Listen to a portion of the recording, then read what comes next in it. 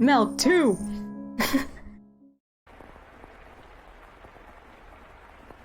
The sound of the rain never seems to stop. Am I hallucinating it, maybe? In the moment I lent my ear to the witch's sweet temptations, the mansion underwent an unimaginable transformation. No light shone through the windows, despite them still being unobstructed, not morning, day, or evening. In fact, the concepts of morning, day, and evening did not seem to exist. The darkness resembled that of when the windows had all been sealed off, but there was something more fundamentally unreal about it. Like it was hovering over a vast, all-consuming abyss within a constant haze of malice. I felt like I had been cast into some unknown realm, and that was why there was nothing beyond the windows. And the house was not the only thing that underwent changes. I too was no exception. In the blink of an eye, all my basic human urges vanished. I stopped feeling hungry, and I no longer needed sleep. Naturally, I was bewildered by what was happening to me, what I was turning into. I think I'll take a look around. Maybe there have been other changes.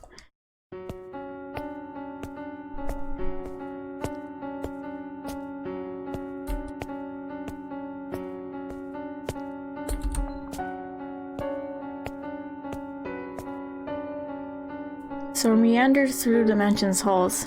My original intent was to explore the entire house, but I found myself drawn toward one room in particular. That's right, your bedchamber. There was no light, not a trace of color remaining in your chambers. But the bed was the same shape, the walls the same texture, the curtains the same design as when you had been alive. Michelle, I'm praying, I'm always praying, that someday we'll meet again. Oh, there's something hidden under the bed. What could it be? It's that painting.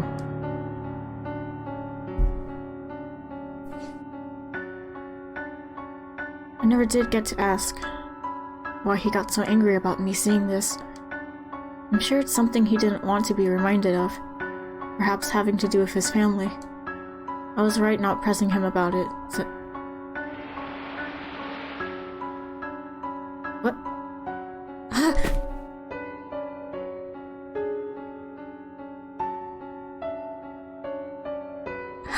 Oh, what the... Did the painting just... smirk at me? Oh god. Oh jeez, Giselle. What are you doing tripping over yourself? It was just that accursed witch messing with your head. No need to get spooked over a tasteless prank. When I stumbled, I guess I knocked the drawer open. There's something inside. Letters, it looks like. I shouldn't touch these. They're not mine. But... I want something of Michelle's to have. Something to remember him by. His letters would be in his handwriting. They would contain his words. Please forgive me, Michelle. I don't mean you any ill will, but I'm going to take these. I must say, there are an impressive number of... What the... What on earth? It's like someone dumped an inkwell on every page. Well, why? Was this the witch's doing too? Yeah, it has to be. It must have been her. It definitely wasn't you, Michelle. Was it?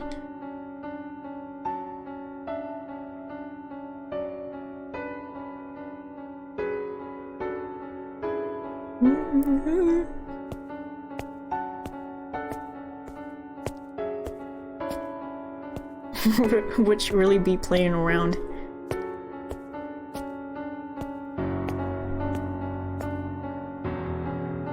The front door. I wonder what's this like outside.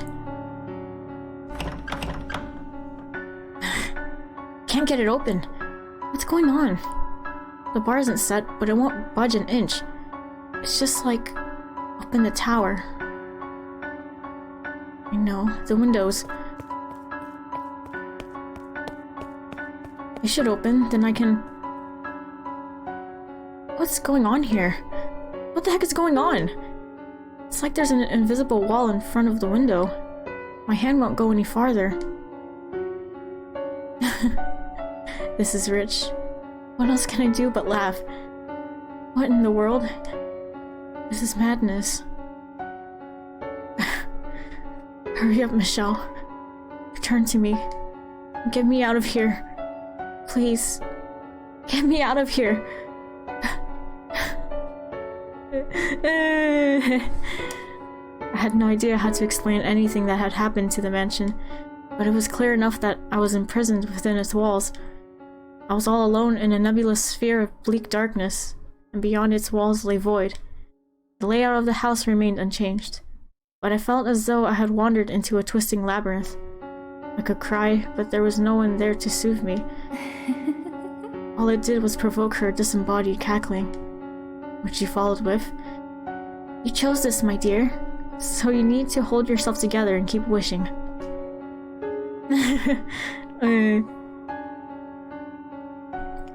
My only real pastime was cleaning. I dusted the same corners again and again, swept the same floors, polished the same dishes. One day, I decided I would read the books left in the library. Despite there being more than 100 volumes, I finished every one of them in what felt like no time at all. My life was a never-ending cycle. Day in and day out, day in and day out. The house had no visitors. No one. Rather, nothing at all set foot upon the property. There were no signs of other life whatsoever there. No birds singing in the morning, no cats sunbathing in the garden, no mice scurrying about the kitchen, no creepy crawly insects. There was nothing. Nothing at all. The only thing that broke the long stretches of silence was her voice. Tell me, was she kind to you? Was she friendly and courteous? Because she was quite harsh when she spoke to me. These were the kind of things she was always saying to me. He didn't show up today, did he, my dear? Are you still praying, my dear? Do you think he'll actually come, my dear? I'm still wishing, just like I promised, my dear. You know why he hasn't come for you, my dear? Because perhaps he doesn't actually love you as much as you thought. My dear. My dear. My dear. Have you lost your mind yet? Shut up! I've had enough. I'm done with you. Enough. Please, enough already. Oh, what's got you so worked up? You love to talk, don't you? So why not have a nice little chat with me? This is not a chat. Maybe not in your mind, my dear. You seem to think chatting only constitutes conversations you enjoy. But I don't think the word's usage needs to be so restricted, personally. You're just getting off on watching me squirm. Oh, not at all. You'll have all my best wishes if he ever does show up for you. Oh, scary.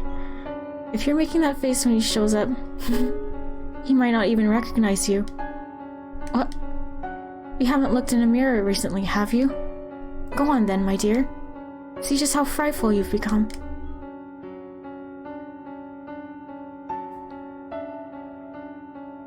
Oh. The witch was right. I looked nightmarish. My face was pale and lifeless, my eyes hollow, my cheeks sunken, heavy bags beneath my eyes. My hair had lost its sheen, and it grew wildly. I was quickly losing everything that made me recognizable as me, and a thought sent a shiver down my spine. No, this isn't me. This is some kind of trick. You're trying to deceive me. Baseless accusations. You really must stop blaming people every time something doesn't turn out the way you want, my dear. But, my face was more, what? More expressive? More cheerful? Brighter? Rosier? You're right. You were never this gloomy, were you? Right, I wasn't. I was always more cheerful than this. Naive girl. Could you be any more narcissistic? Huh? What you're looking at is, undeniably, exactly what you look like now. Time did not do that to you, nor did I. The negative energy oozing from within you is what's causing you to take on this form. Did you think you didn't have any dark, ugly emotions inside you? Did you believe you would always be able to smile no matter what? Did you assume you were pure and beautiful? No one like that exists, my dear. What you see in the mirror is the true you, your hideous, twisted heart. If you weren't always being so nasty, this would have never happened. Anyone's heart would be twisted listening to you long enough. So you're saying Michelle's heart was twisted too? I spoke to him for years. No! I'm just teasing. I suppose I may have crossed the line there. I mean, you no ill will, Giselle, honest.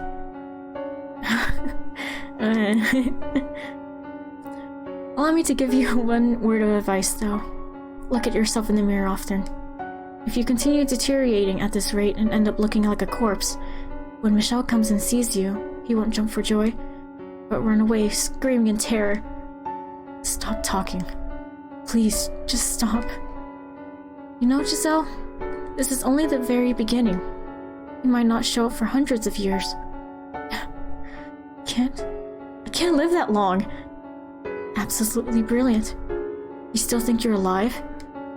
Well, the moment you agreed to come with me, you ceased to be of this world. So don't worry about time, my dear. You can wait as long as it takes. As long as it takes for him to arrive. As the witch had suggested, I started checking my appearance in the mirror every day. I wanted to ensure I didn't turn into some horrifying creature. My hair grew, so time seemed to be passing, but it didn't appear to age at all. The flow of time had become perplexingly vague and uncertain. Was it stopped, or was it moving? I couldn't tell. On occasion, I would practice smiling in front of the mirror. My smile was, after all, my one really distinctive feature, and I was certain you had seen me smiling more than anything. Even if my appearance had changed drastically, I thought you would still be able to recognize me by my smile. A woman standing alone in front of a mirror, practicing how to smile. I'm sure that was quite the comical sight.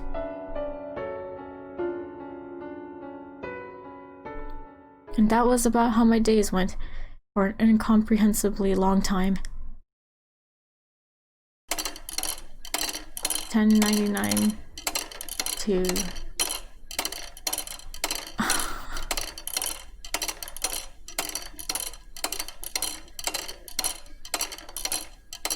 Oh, 101 years pass. For the first 100 years, I kept track of how much time had passed. An hour, a day, a month, a year, 10 years, 50. But once it had surpassed a person's average lifespan, the counting started driving me mad, and so I stopped. My sense of time began to numb. In place of sleep, I spent my days in a trance-like state. Doing so, I was less aware of the passage of time, which made it a little easier to bear. Suspended in this bubble of time, my mind went out to you. 1200.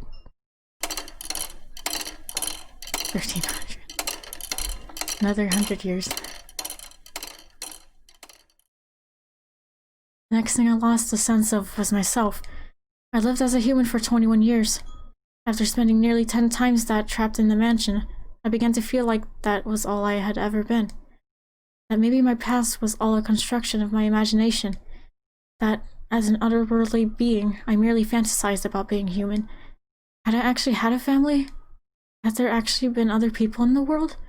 Did cities and villages really exist? Was there ever really a time when light shone through the windows? When we were happy? But I knew if I started doubting everything, I wouldn't be able to maintain myself, so I settled on believing one thing, that you, Michelle, were real. That you had been with me, that I had loved you, that it was you I was waiting for. Try to always remember that one fact.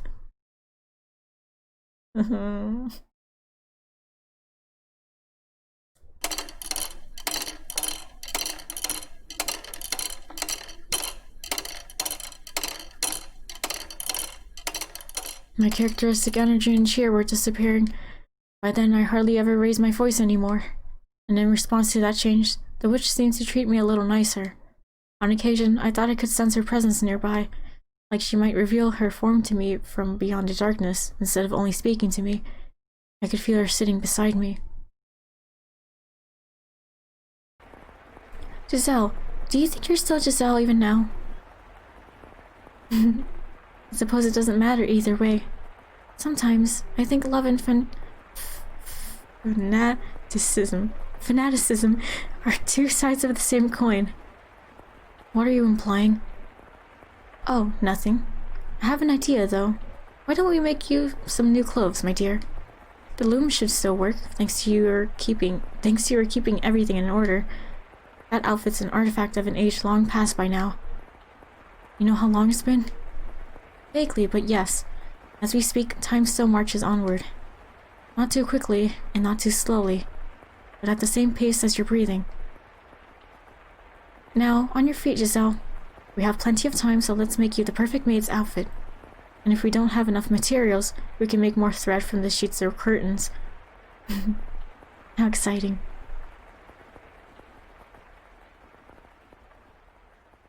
Following her instructions, I wove garments in a style that did not exist in my era. They were quite strange to behold. The old me might have been stricken with fascination by them, but at that point, I wasn't even sure how to rejoice, how to be impressed, or how to be moved anymore.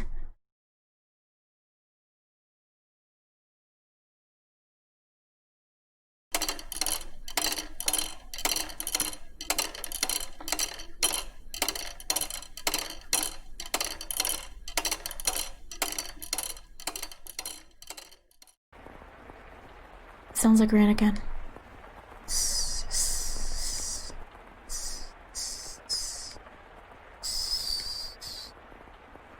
What year is it? Oh, it doesn't matter what year it is. It doesn't matter where it is. As long as you're there. It can be any time, anywhere. Where are you? Michelle? What are you doing? I'm still praying. I'm still wishing for you to appear before me.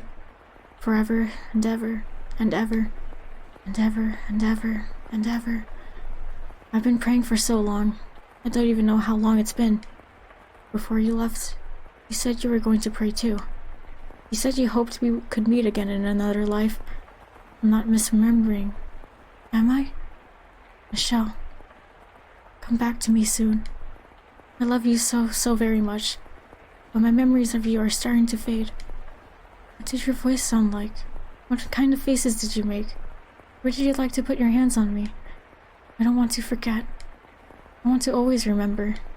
My memories of you are the only thing holding me together, but they're slipping away from me. How did you speak? What kind of things did you talk about? I'm losing all of these memories.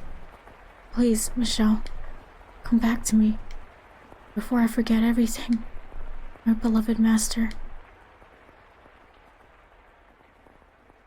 The thought crossed my mind that maybe Morgana's guarantee that you would be reconstructed was just a lie to trick me into staying here, but I quickly discarded it.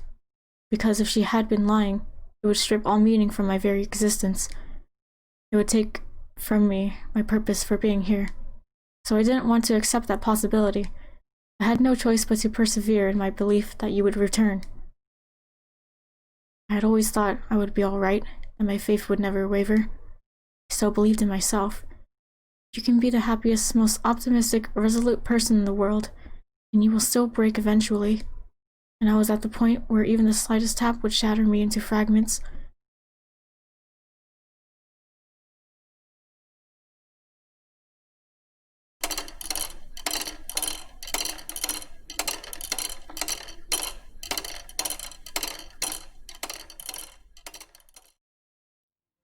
Several hundred years after I was enslaved within the mansion, something changed for the very first time. Sunlight, which I had not seen in all that time, shone in from outside. At first, I did not believe it was real. I thought it was a hallucination born of my inner desires, and I thought I must have completely lost it for my fantasies to have escaped my mind. But it didn't matter if it was all an illusion. The gentle breeze blowing in through the window felt wonderful. The smell of grass, the chirping of birds, the glistening blue sky. It was like 1,000 memories rushing back all at once, and it brought tears to my eyes. The time has come, Giselle. It's time for you to get to work. And as she always did, the witch's voice crushed my elation, dragging me back to reality. Reveling in the sight of the outside was the last thing I should have been doing, for it was that moment that began my true decline. Work? What kind of work? Have you already forgotten? Oh, good heavens. Do you have your head on straight, my dear? As I said, I need you to watch over the house. and show your utmost hospitality to those who show up. Is someone... This isn't really an appetizer. It looks like someone's here. Hold on. I have no idea what I'm supposed to do. It's the same thing you have been doing. Be a maid. Convince the house's guests that this is a wonderful place. Make them enjoy their stay. Now go on. I'm quite looking forward to this.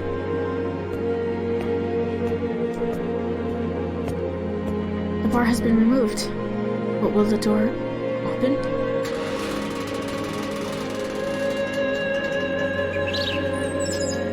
For so long, the door had refused to budge. For so long, light had forsaken these halls. For so long, there had been no trace of life. And now, all of that had been turned on its head. I felt like I had stepped into heaven on earth. I know it sounds melodramatic, so please don't laugh. It was almost certainly a perfectly ordinary slice of nature. Leaves and grass rustled in the wind, flowers specked the earth, and in the distance was a city I didn't recognize. I wondered where I was, of course, but I neither shouted nor jumped in surprise. Instead, I found myself accepting of my circumstances, as unnatural as they might have been. As I was standing there idly before the entrance, a carriage rolled up. Ugh, God. Could this road be any bloody worse? It's in dire need of paving on top of everything else. And who might you be, young lady? That outfit. He's speaking a different language. The middle-aged man approached me. From his attire and the way he held himself, he appeared to be upper class. However, the words coming out of his mouth were not in the language I had grown up speaking. Could the mansion have moved somewhere far, far away? Naturally, I had no idea how such a thing was possible. And the longer I stood there staring at him absent-mindedly, the more incredulous he became. My immediate mission was to overcome the language barrier. Fortunately, I suppose, I was able to understand bits and pieces of what he had said. As merchants in the capital, my family did business with people from other countries, and as a result, I had learned a handful of words. The problem was, it had been so long ago, I had no confidence whatsoever in my ability to hold a conversation. I am a servant. Servant? Can't say I remember asking for a lady servant, but I suppose these things do happen. Doesn't much matter who they sent. Who are you? You were informed? Bloody hell. Off to a great start, I see. Well, what can you do, I guess? Name's Hayden Rhodes. Just a retired old man. As I'm sure you have already guessed, this man was the Rhodes siblings' grandfather. He was also the first person I served under as the maid.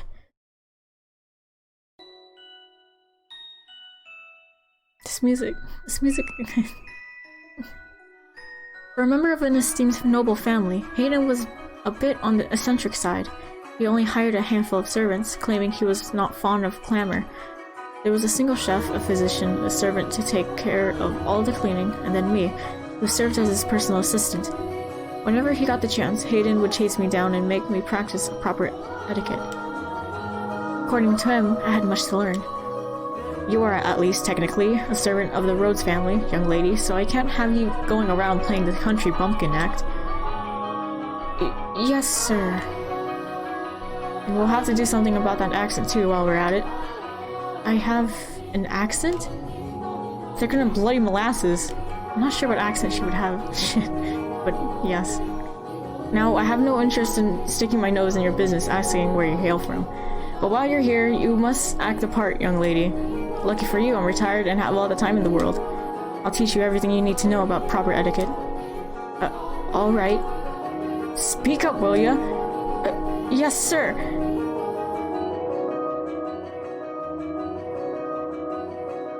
He did not go easy on me either. In addition to my day-to-day duties, I studied etiquette, the language, proper pronunciation, and formal diction. Anytime I made the slightest mistake, he would shout his dissatisfaction. Listen carefully. A servant is the face of a house. The servant's gaff is their master's gaff. Always keep this in mind. You're not just a maid. You must always act with elegance and grace. You must always maintain your composure, even if the house is falling down around you. Whatever happens, you deal with it quickly and quietly.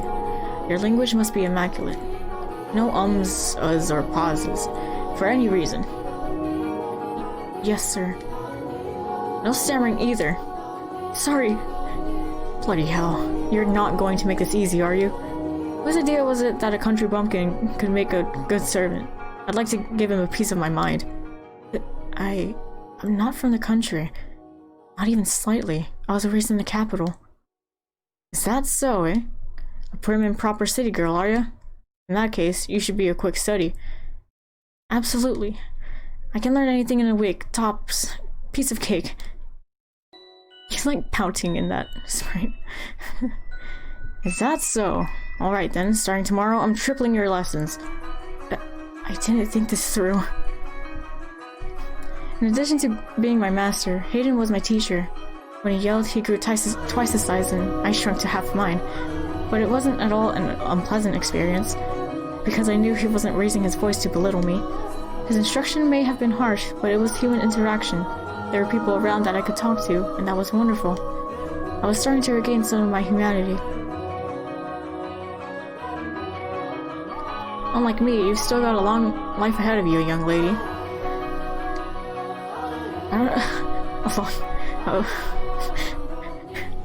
I don't know what kind of life you've lived, but I can't imagine it's been all that easy. Not many servant girls your age without a home to go back to. Which is why you need to learn this. Once you've got all the rules and customs down, you'll be able to hold your own at any noble's estate. You shouldn't have any trouble keeping yourself employed. I'm sure you think I'm just a loud, obnoxious old man. But I believe we met for a reason, so I hope you'll stick with me.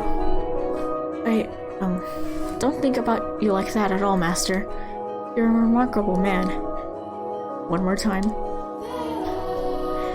I deeply appreciate your generous consideration, Master, from the bottom of my heart.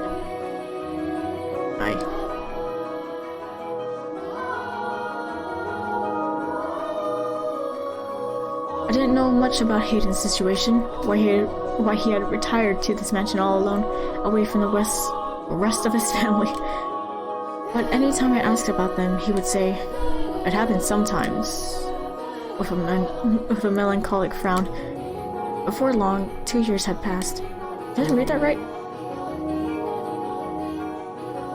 What does that mean? At that point, my etiquette had improved enough to satisfy his high standards. At that time, the mansion underwent a number of decor changes as Hayden brought in sculptors to work on different areas of the house. It happens. He also sealed off rooms that were not in use, such as the observation tower and the chapel. It was a sad thing, seeing areas with so many memories for me falling into disuse, but as a mere servant, I had no say in the matter. In addition, Hayden seemed to greatly enjoy renovating the house, so I watched him warmly. The furniture was all gradually replaced, gorgeous paintings hung on the walls, colorfully patterned curtains installed, and a brilliant rose garden planted.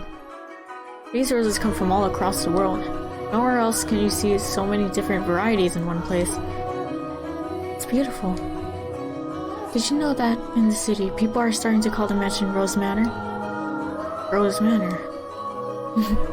Did you think there used to be nothing but weeds here?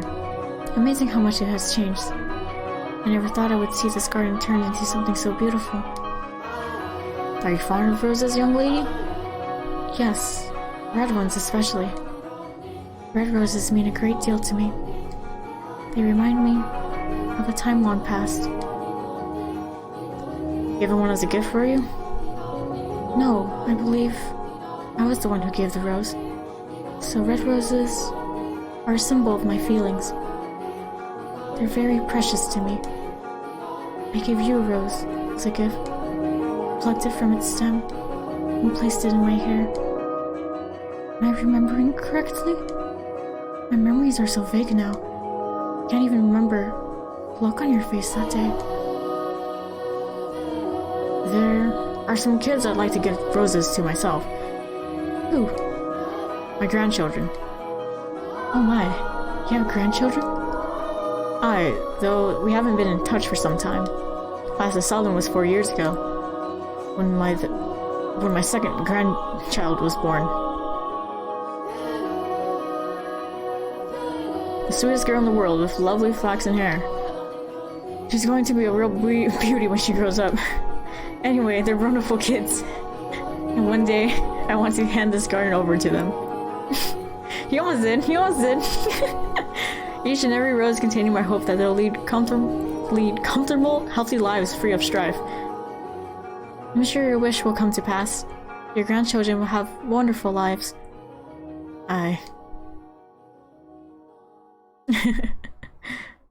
Lamau. The grief of not having you around still weighed heavily on my mind, but I was slowly approaching contentedness. Life with Hayden was slow and uneventful, peaceful and relaxing. I imagined my heart was seeking anything to alleviate its pain, and it found that in the beautifully remodeled mansion, the garden blooming wildly with roses, and my time with Hayden. I was even beginning to think this life was enough for me, that I would be okay with this being the end.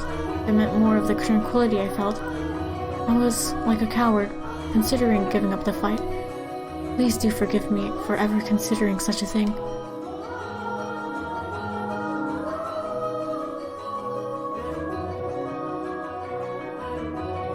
Hayden seemed to be in high spirits that day. The gift had apparently arrived from his son, who lived far away. In it was a tea set, some leaves, and a small jar of sugar. Miss! How can it be of service, master? Bring me a pot of this, would you? Be careful not to steep it for too long. You want to get it just right for the best flavor. As you wish, master. You seem quite pleased. Why would I be? The boy who shunned his old man for years sent him a paltry gift on a whim. I'm just entertaining his fancy.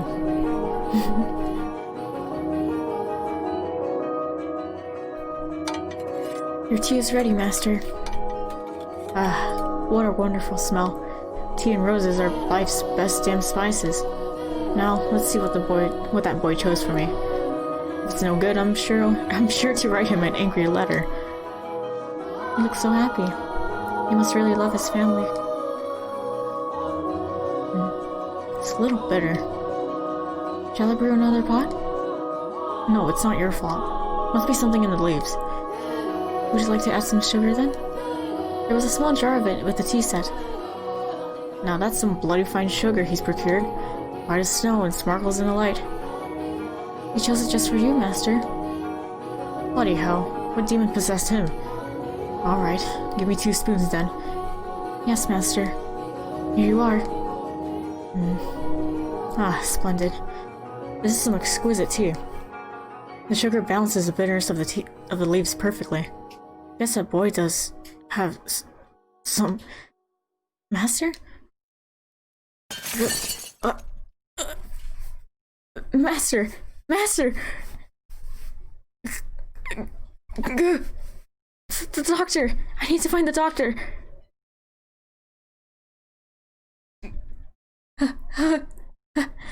Water.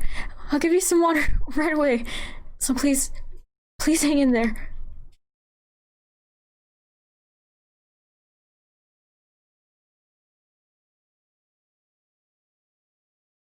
Thanks to the quick treatment provided by his personal physician, Hayden survived, but he didn't make it out with much more than his life. He was permanently bedridden by the affair. Evidently, the sugar I had put in his tea had contained poison, which had done irreparable damage to his nerves and muscles. Most of his body was completely immobile, except for his left arm.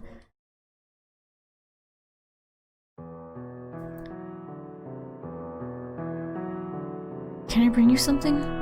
Some water? I've had more than my fill of water. You don't need to wait on me hand and foot. That face says you need to distract yourself by working. Remember what I told you? Noble family servants must always act with elegance and grace. You must always maintain your composure. But how can you expect me to remain composed? If I had only examined the sugar more thoroughly, you never would have noticed, young lady. I examined the sugar and didn't see a bloody thing wrong with it. He was damn crafty, that's for sure. Why would he do this? His inheritance, I presumed. Something must have come up and you needed money quickly. That's no reason to poison your own father.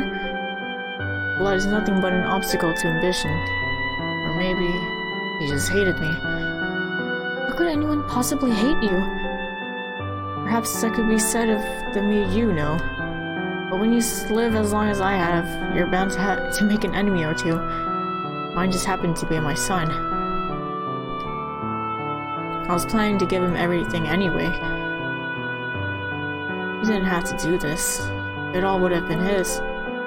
Master... Killing me doesn't accomplish anything. But I guess it doesn't much matter. Say, could I ask you something, young lady? What can I do for you? I don't want to get out that Hayden Rhodes of his poison, so could you tell people that I passed away peacefully with a beautiful nurse tending to my every need? You're not dead. You're not dead yet. Please don't talk like that. You're scaring me. No stammering. But I'm not saying it'll happen immediately, but I am an old man, so one day you'll wake up and I'll be gone. This is about my own pride, not my son. The last thing I want is to go out with a black spot on my name. Tell me you'll do this, Giselle. He's never said my name before. As you wish. Thank you. You're a peculiar girl, you know.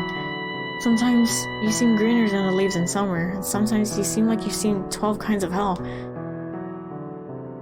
And every so often, you seem not of this world. Your skin is pale, your hands as cold as ice. At one point I thought you might be deaf himself. But I was wrong about that. You have too big a heart to be deaf. You care too much. You must be carrying a very heavy cross on your back.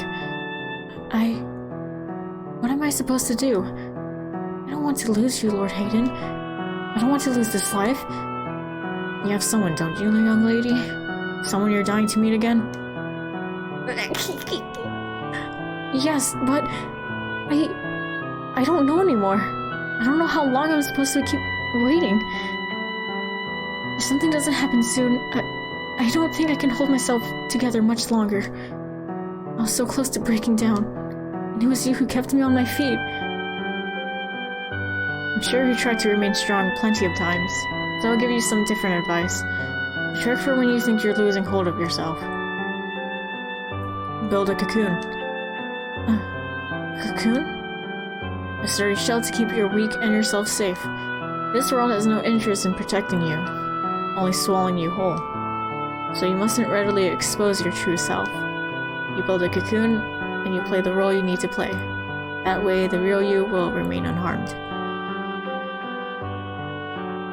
It's not pleasant to hide yourself like that, but it's better than letting the world crush you. But a word of warning, if you spend too long in the cocoon, the real you is liable to disappear forever. You'll be swallowed up by your own protective shell. I hope you find whoever it is, before it's too late. Now, I think I'll get some sleep. All this talking's worn me out. As you wish. Good night, Master. See you in the morning. Aye. See you in the morning, young lady.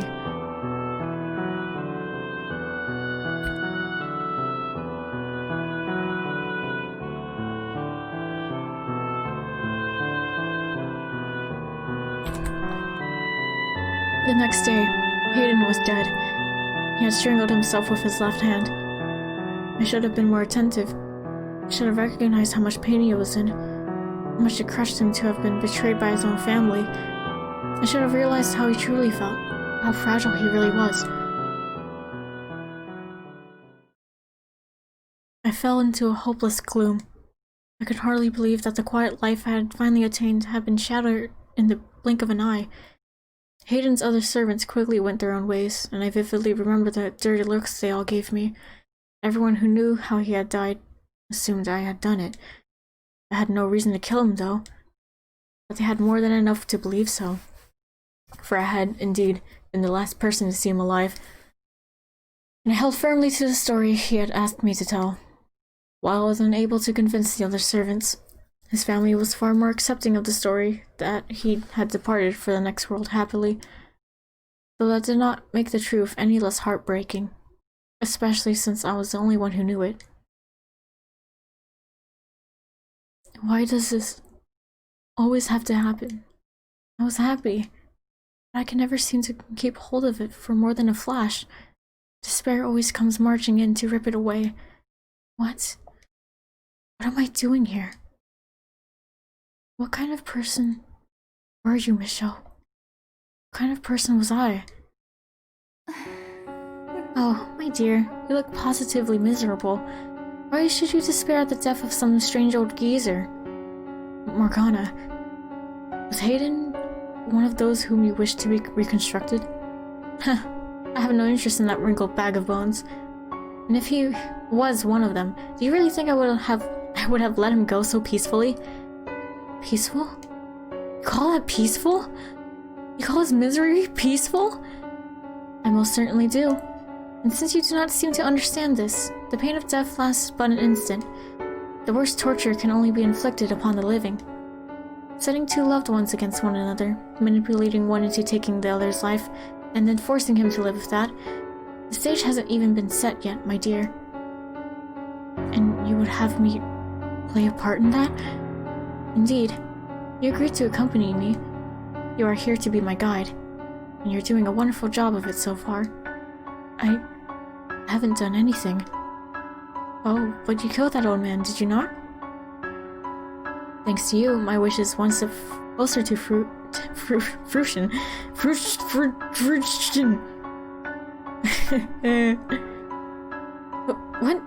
What do you mean I killed Hayden? You mean to claim you didn't?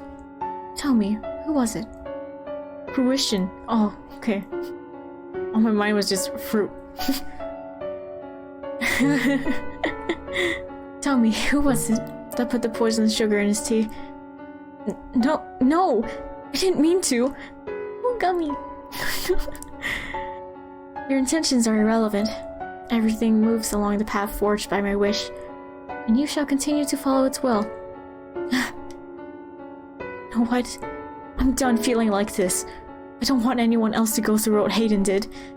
And what are you going to do about it? I'm done listening to you. Without me, you have no influence over this world. Uh-huh. So I'll die. I'll take my own life right here and right now. I grabbed a nearby knife and held the tip against my breast. My hands were shaking, my heart pounding. My whole body was racked with terror, but I could have sworn I heard Morgana gasp. This was her one weakness, I thought. What are you thinking? Don't do this, Giselle. Don't be foolish. Put the knife down right now. I'm done. Trusting anything you say.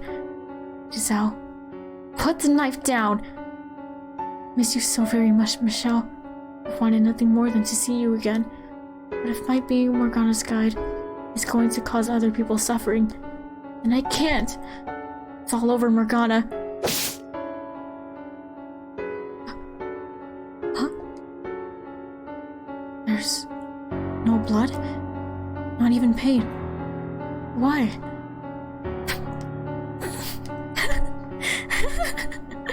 Absolutely brilliant.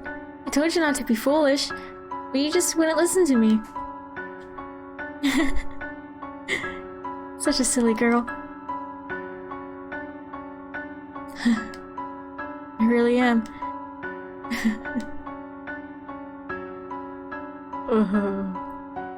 Could he even die if I wanted to? Learning that absolutely crushed me. My backup plan, the one escape route I had thought available to me, had been ripped away. My spirit crumbled, and I felt myself sinking into a vast darkness. I began losing my grip on myself, which is when I called Hayden's advice. Build a cocoon. It was the only option I had left, my final chance of protecting myself. Although, ultimately, I was unsuccessful in that endeavor, as you know. But by that point, my mind and spirit had all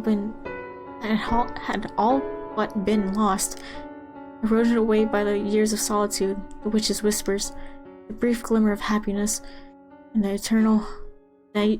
eternal boundless darkness it had left me in. It was in that moment that all light drained from my eyes, and it was in that moment that the maid was born.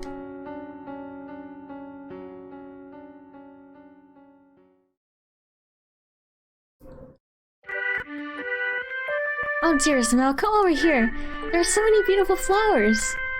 Now, Nellie, there's no need to run. You're going to fall and you can't say I didn't warn you. Hello! I've never seen you before. Are you the new maid? Good afternoon, Lady Nellie. That is correct. It is an honor to serve you. Oh! Did you do all of this? I did not. The garden was your grandfather, Lord Haydensworth. Wow! Is grandfather a wizard? Perhaps he was. I'm sure he would be delighted to know you like it. Your grandfather liked flowers? Yes, he loved them quite dearly. Wow, I love flowers too. I've never seen a garden with so many pretty flowers. Did you know this kind of flower is called a rose? Just like our name. Why, yes, they do sound alike. And like the flowers, you are also a very sweet little girl. Say, what's your favorite color of rose? I like all colors. Sure about that? But you don't like any of them most? That's too bad. My favorite is pink. Pink roses are so pretty. Indeed they are. Jeez, there you are, Nellie. Oh, my apologies. Please don't mind my sister. Oh, not at all. We are having the most wonderful time. That's good. I imagine we'll be seeing each other around, so it's a pleasure to. Dear Smell! Let's see what the inside's like. Mother says I have my very own room. Slow down, Nellie. I beg your pardon. The inseparable siblings ran off toward the mansion hand in hand. It was a heartwarming sight. But the next moment, when they stepped inside, I saw something else. The darkness enveloping the mansion seemed to flare up, the open door a gaping maw into its hungry bowels. The whole house looked as though it was cackling. It was, I presume, the witch Morgana's madness taking form, a manifestation of how she felt now that her centuries in the making wish was bearing fruit. Those two children were the ones Morgana had been waiting for. Had I still had any willpower to fight left in me, I would have taken them by the hands and sent them somewhere far away. I would have done something before the house swallowed them up. But instead, I just gently lowered my eyes. Misfortune would surely sink its teeth into those two children before long. Pain and misery would befall them. I knew no good lay ahead for them, but my heart had all but frozen solid. I had my hands full taking care of myself, so I let Hayden's beloved grandchildren fall into the witch's hands. I was, for all intents and purposes, Morgana's marionette.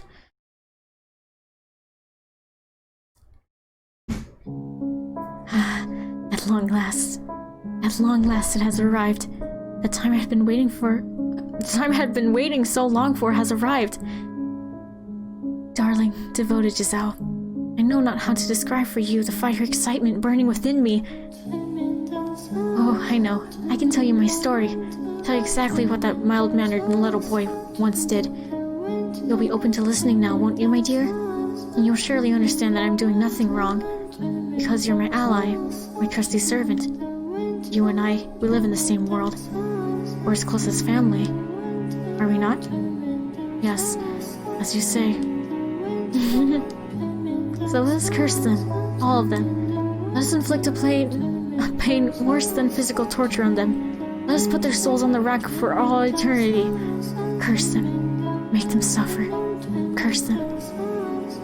Now listen carefully, Giselle. This is a tale of wicked men, and my curse upon them. The witch spouted curses for some time, the bile overflowing from her words, the pure, unadulterated hatred brimming within, consumed me more than the horrifying things they described. She was brutally honest, each word a carefully sharpened blade of animosity. How much bitterness did you have to carry inside you to become like her? How long did you have to feel nothing but hatred to become like her? I felt like, if I let my guard down, I would be consumed by her enmity. they would become mine, and I would grow to despise them myself. All the while, I kept my mind on one single thing. That is, what was left of my mind locked away inside of a shell of my own creation. It was that solitary truth that allowed me to hold onto my human emotions, to continue believing. I'm always waiting. That love would never fade. When I was still my old self, I called them master and would do anything for them. Michelle. That was their name. They were beautiful. They had pearly white hair and ruby eyes. They were going to come for me. She's forgetting. She's forgetting.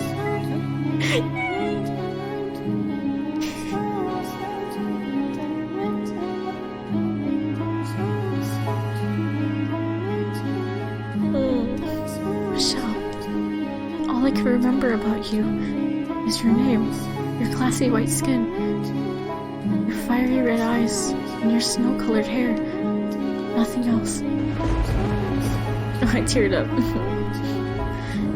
That's why when I saw her that night, dripping from the storm raging outside. How did I read that? The opposite. I thought you're finally here. Because I didn't remember enough to know any better. You already know who I speak of, don't you? The person who called upon Rose Manor that faded stormy night. The girl with almost translucently pale skin, chillingly white hair and eyes like jewels. What a beautiful girl. Her hair, her eyes, her porcelain skin. It all matches the person in my memories. She must be the one I've been waiting for. She is. Is something the matter? No, I just thought I felt someone watching us. It's only your imagination, I'm sure. If not your imagination, then perhaps some unseen force was watching you. Unseen force? Are you familiar with how people refer to this mansion? Rose Manor. Yes, indeed. It is called Rose Manor because you can smell the sweet fragrance of the rose garden even at a great distance. But that is not what I meant. It said that a witch resides within the house. A witch? I have not heard any such stories. I probably wouldn't have. It was a very, very long time ago. Nothing you need concern yourself with. You have a peculiar presence about you. Should I consider that a compliment? A peculiar presence, she says. Does she sense something in me as I do her? This has to be her then. Her name. I need to ask her name. It's getting late. You should get some rest. A room has already been set aside for you. But first, may I ask you one thing? Yes? I do not believe you have given me your name yet. My name is Michelle. I'm sorry, that went down real quick. It's Michelle, but with an L-E.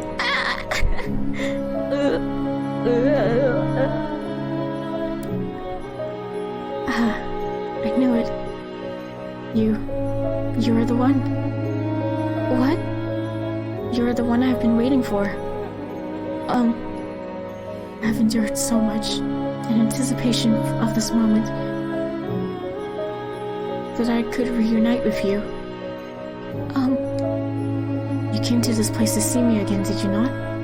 Held tight to those wonderful memories until you could make it back to me. I never gave up hope. I always believed, and I hope you'll praise me for that. And I ask you to please say my name. To please make me. I don't know anything about you. I'm sorry. You seem to be confusing me for someone. We have never met before now. You jest. You are Michelle, are you not? That is my name, yes. But it's a fairly common name. Surely you're confusing me with... That cannot be. That white hair, white skin, those red eyes. That name. The name of the Archangel. Everything about you is the same. How can you say you're not my Michelle? Please, Michelle, remember for me. Stay away from me.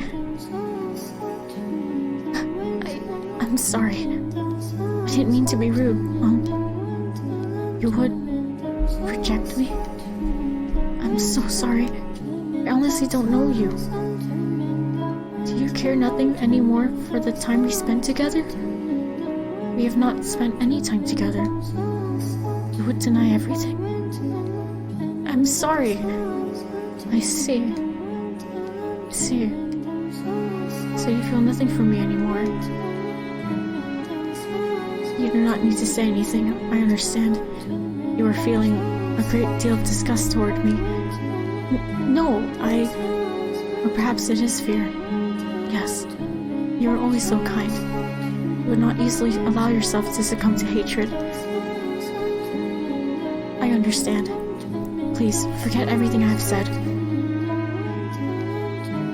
Who are you? I am but a simple maid. Nothing more.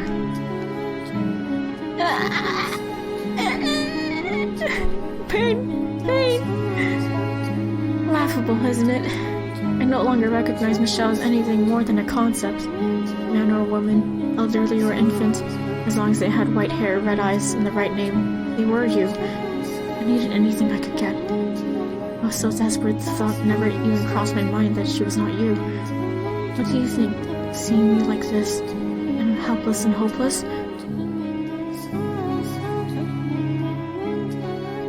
Listen to this, Morgana. Michelle's back. She's finally come for me. But she does not remember anything, it seems. Not me, not our past, nothing.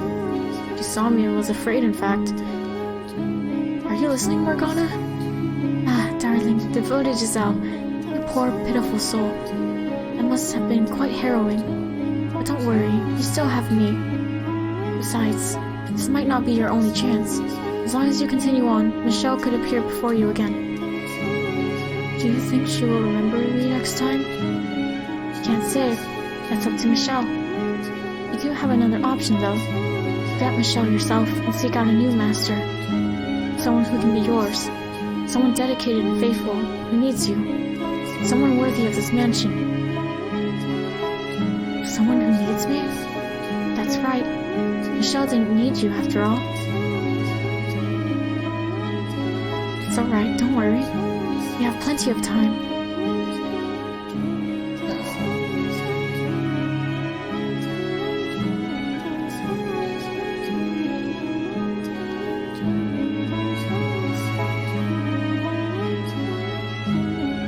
When this stuff happens,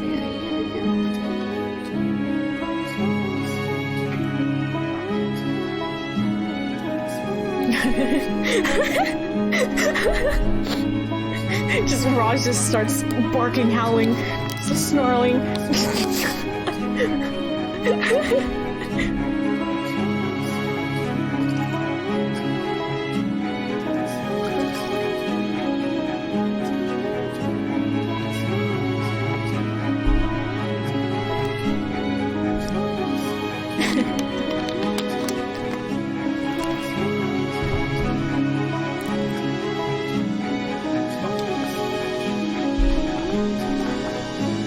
Oh, water's so good.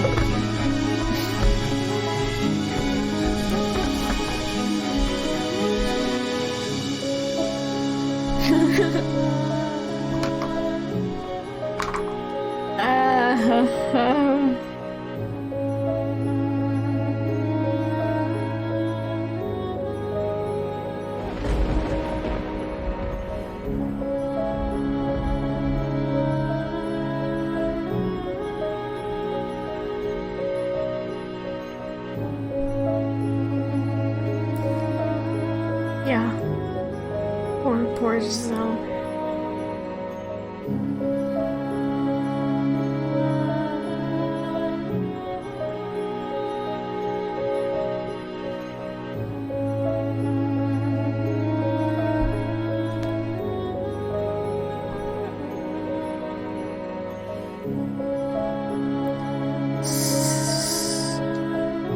It's raining again today. I kind of wonder what happened to him after he fled from the mansion.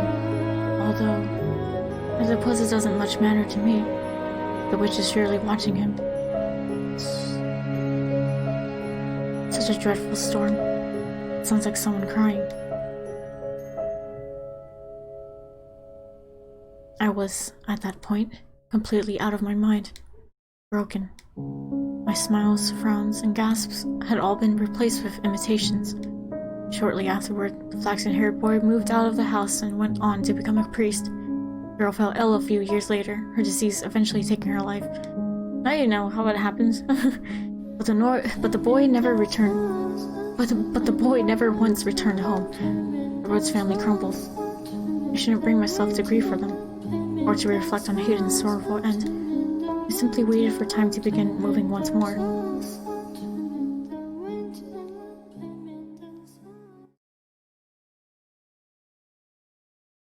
Oh, fuck. Another 100 years.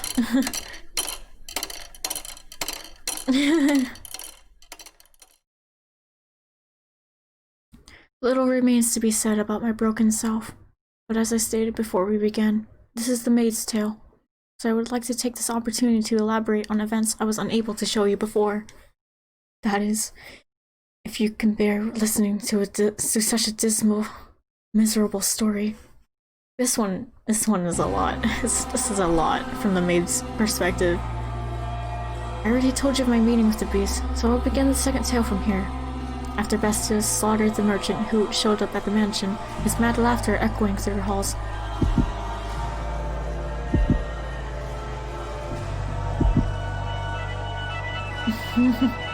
Only pain. Only pain.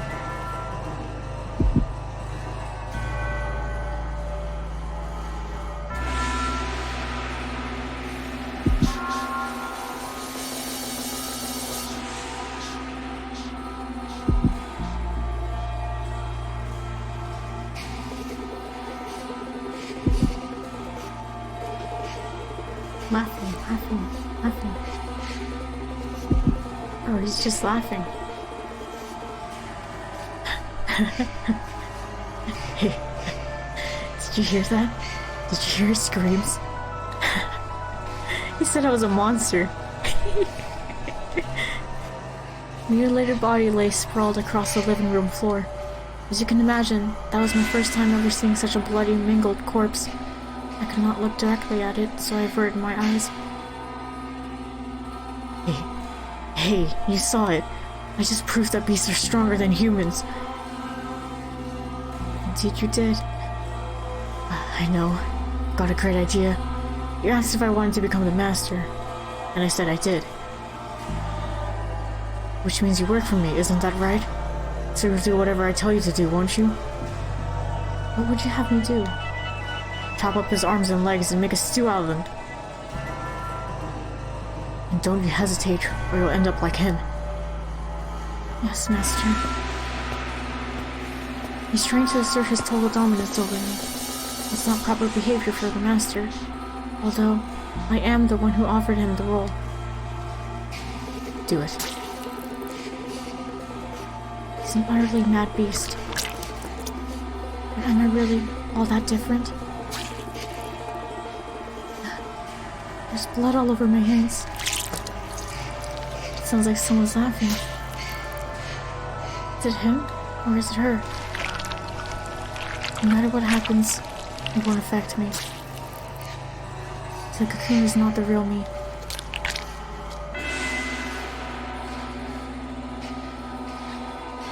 I was looking down at what could only be described as a pile of human debris. I had done this, but that fact did not register with me. I felt nothing at all. Not regret, not anger, not sorrow or despair. Put it on the fire. He said he traded in spices. I should give him a very unique flavor. How am I supposed to work with this? I was, quite simply, puzzled. No one had ever made such a request of me in my hundreds of years at the mansion. That's all I was. Puzzled. But he interpreted it as hesitation or fear, so he grabbed me by the shoulder, knocked me to the floor, and skewered me with that curious blade of his.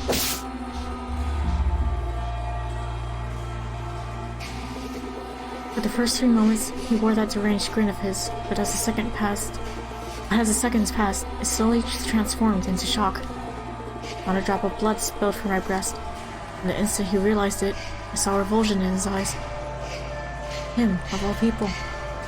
The man who cackled as he slaughtered others was disgusted by a mere maid. It was absurd. So much so I almost wanted to cry. You. Is that all, Master? Are you not going to dismember me? You could try stabbing my face, or my neck, or my stomach, or any other part of me. Perhaps then I might die. Oh no, don't look at me like I'm some exotic creature.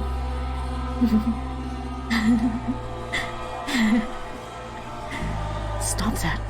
Quit laughing. Or should I? My only distinctive feature is my smile. I have nothing else. My hands are covered in blood, but I can still smile. It's ridiculous. I get it now. You're the witch, aren't you? I see. Only monsters ever had a place here. Ever so often I hear a woman's voice in my head. That's you, isn't it? You're the witch. Monster. Witch. Maid. What am I? Who is Giselle? Michelle said she was spirited, true to herself, but she often laughed and cried and shouted. No! The memories! But I don't know anyone like that. I'm just a maid, nothing more than a servant. The woman's voice he had said he heard was probably the real witch's, but I had no interest in that. I almost would have preferred not having to think about anything at all. Nothing would cause me to waver if my head was empty. A world without joy or sorrow. Sounds quite wonderful. But nothing ever went the way I planned. For the white-haired girl, whom I thought I would never see again, appeared before me once more. I was quite nearly in a panic. Beneath my perfectly practiced smile was a veritable storm of emotions. Faint hope flared up within my shell. Perhaps this time, Michelle would remember me. But that hope was, unsurprisingly, in vain.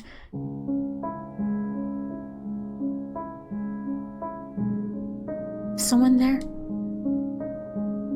Yes, I came by to ask if there was anything you needed. I cannot offer you anything extravagant, not like before, but I'm here to provide you with anything in my capacity. I appreciate the offer, but I need nothing. Being allowed to stay the night is more than enough. Do you work here in the mansion? Yes, indeed I do. I have been here for a very, very long time. A very long time? You might think this is an odd question, but have we met before? Something about you seems familiar. And I get the feeling I have been in this mansion before. Yes, we have met. It was quite some time ago, though. When was it? It was an unimaginably long time ago. Do you remember a boy and girl with flaxen hair? Flaxen hair. I apologize. My memory fails me. Do you not remember me either? I was afraid of this. He doesn't remember anything this time either. But I will not be so pushy this time. I could not bear to be so blatantly rejected again. I see. You should probably not push yourself to remember then. There were joyous times, and there were less than joyous times. But would you be so kind as to answer one question? What might your name be? My name is Michelle. White hair, red eyes, and the name Michelle. Why must you continue to bring me pain? Why can you not set me free as you were supposed to? I see. So you are Michelle again. If you remember, it shows this part but redacted the names, but the amount of X's was longer than the other. Again? You should get some rest. I'll make tea for you in the morning. Also, go on, close your eyes.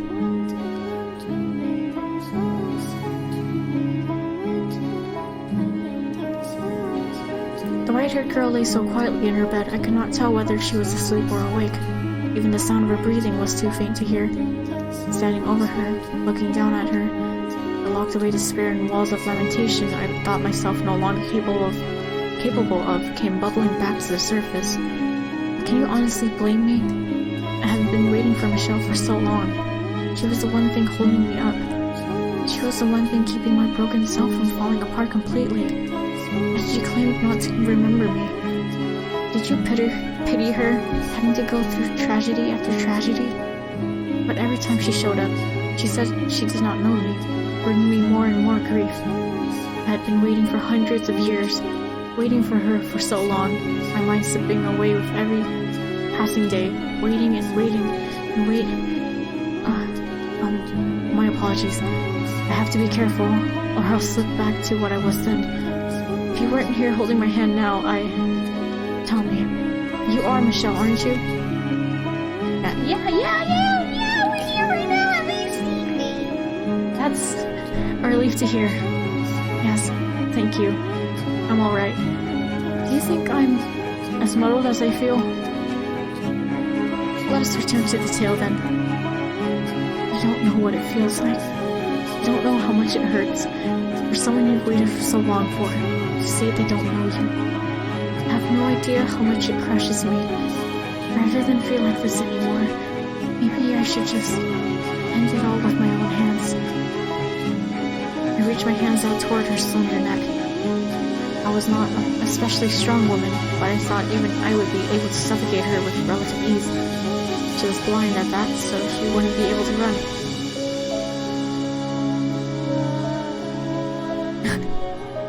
However, that was the one thing I could not bring myself to do. Can't do it.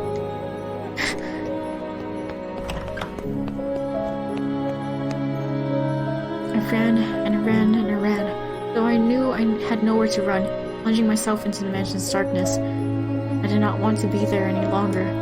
I did not want to have anything to do with her. But being an inhuman inhabitant of the house, I could not close my eyes or plug my ears to what happened within its walls, as much as I may have wanted to. It didn't matter where I was. I had no say in the matter. I was forced to observe the events until their tragic conclusion. Twisted, bloody madness. Their wretched wails creating a whirlwind of misery. When it was all over, Morgana cackled like a little girl.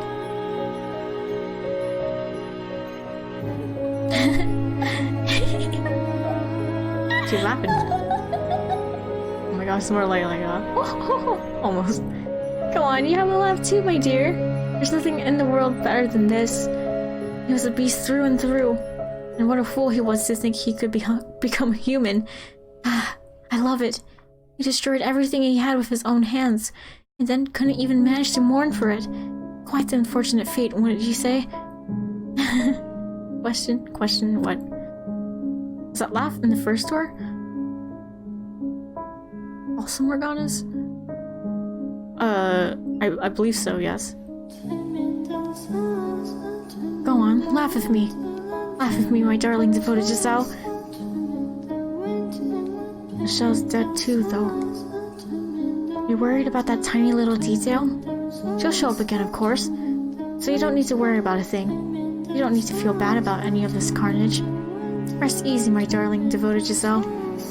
If you say so, then I shall not be concerned. Yes, that's good. Laugh. Laugh, my dear.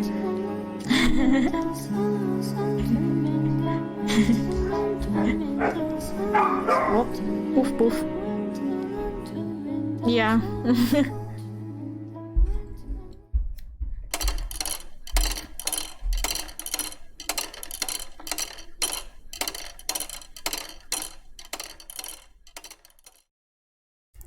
I apologize for making you listen to my dreadful stories for so long. You must be quite wary of them by now. But worry not, for this is the final one. And despite being the end, it is neither dramatic nor exciting. It was a single phrase, the most insignificant of things, that caused me to completely lose myself and forget I had long ago been the woman called Giselle. There was no malice in it. It was but a simple greeting. Do you remember how, the first time she arrived, Michelle said I had a peculiar presence about me? She felt something there between us. And the second time, she said something about me seemed familiar. She did not remember why, but her soul recognized the bonds we shared. So I assumed that the next time she showed up, she would feel something even stronger, or perhaps even have our memories. Despite having been let down again and again, I still held on to the faintest glimmer of hope. But when she appeared, she was someone else's wife. Hey, headmaid, get out here. I'm right here, sir. Is something the matter? I figured you should get to know her as soon as possible, since you'll be spending a lot of time looking after her. Hey, get out here. Christ, there's not a goddamn confident bone in your body, is there? I'm sorry. I'll be right out. The first thing she said when she saw me was, "It's a pleasure to meet you." Come here. Wait.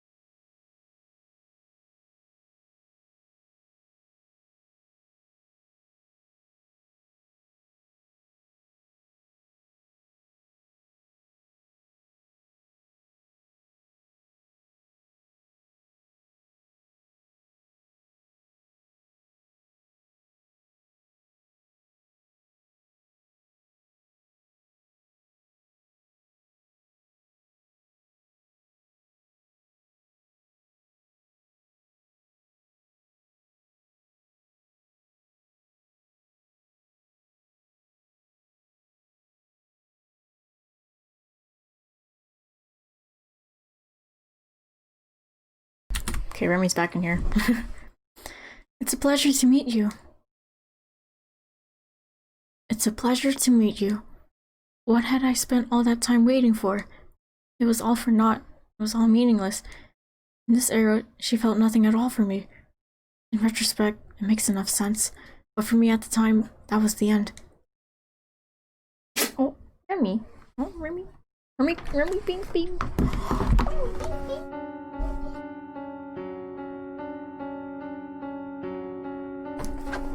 Morgana! Cast me into darkness! Make me a formless being like you! I don't want to be here another second. I don't want to look at her ever again. Morgana! Please listen to me. I'm begging you! Remy, don't breathe into the mic. Jeez. Now, what's the matter, my dear? It's not like you to throw a tantrum. Can't take it anymore. Can't do this. Michelle again? Oh, you poor thing. Betrayed 3 times now. Morgana, you pitiful girl. Don't groan like you are having a bad dream, my dear. I'm here for you. Please, Morgana, erase me from existence. If you go away, then I'll be all alone. And that would be absolutely dreadful. But Tell me, what torments you so, my dear? What? Michelle, whom I've been waiting on for so long, doesn't? Oh, you poor thing. You spent so long riding the currents of time that you've lost sight of yourself.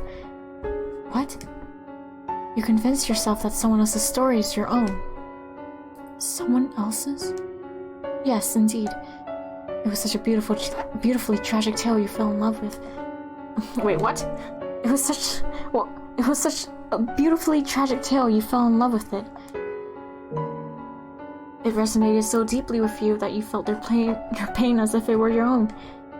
What are you talking about? I wanted to tell you, my dear, but you were so convinced it actually happened to you that I couldn't bring myself to take it away.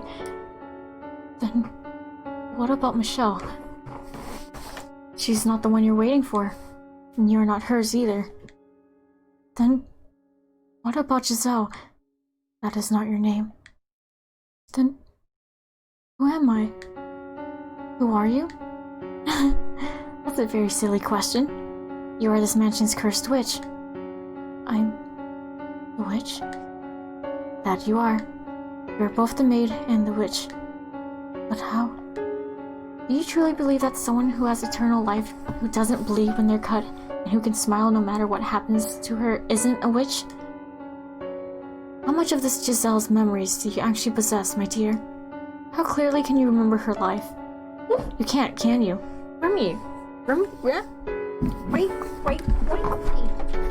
Why, son? Why sad boy? Baby mode.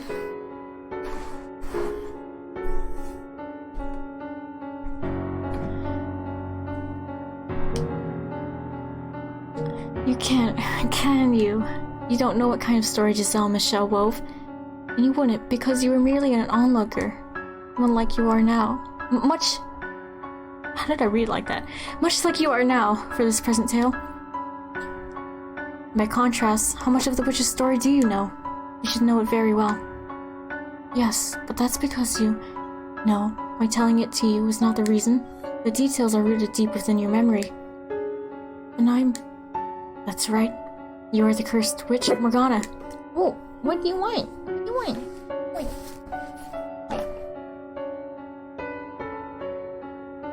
But you... I am you. Oh, he wants food. He hungry.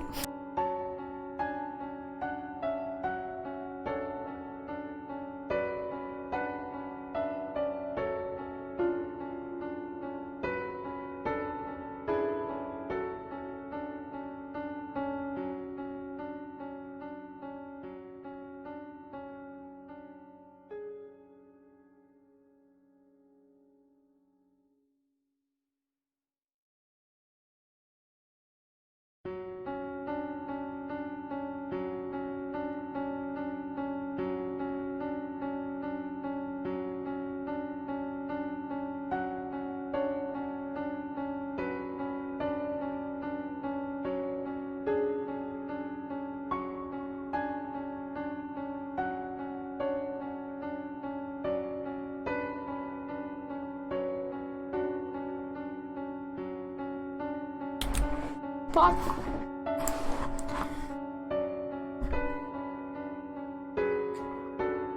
You split into two because you refused to accept who you were. Think about it. Have I ever shown myself to you? Have I ever shown myself to anybody? That's why.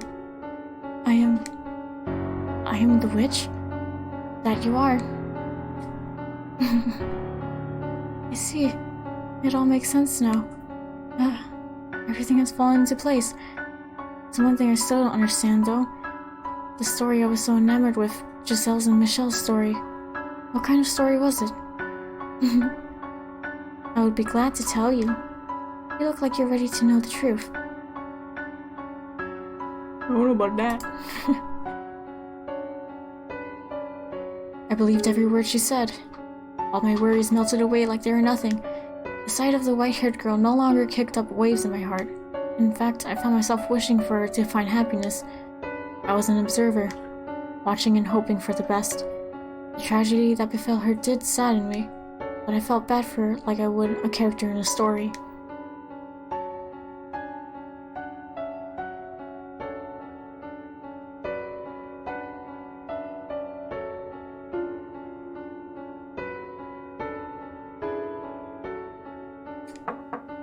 Brought you your medicine, Master. Thank you. Just sit it down there. Just sit it down over there. Yes? What are you staring at? My apologies. I was simply musing about how much time has passed. I can hardly believe it has been 40 years since you were a bright young businessman. And you haven't aged a day. Why, thank you. I am a witch after all. Well, I don't much care what you are. You could be the Grim Reaper for all I care. You still work harder than anyone else. May I ask you a question, Master? What is it? Why have you not returned to your homeland? I thought it was a place quite dear to you. I can't wait for her back there. Do you still believe she will return? To a degree, I understand how difficult it can be to wait. Though for me, waiting now brings more joy than pain. With your lifespan, Master, it will be the pain that wins out. Perhaps you should consider letting go? Tell me, was her name really Michelle? Why, yes, it most certainly was. But why would you ask such a thing? Have you forgotten your own wife's name? You've waited so long that it would seem like me. Some part of you has begun to break down. You poor, poor man. You know, you look a whole lot more pitiful than me. Oh my.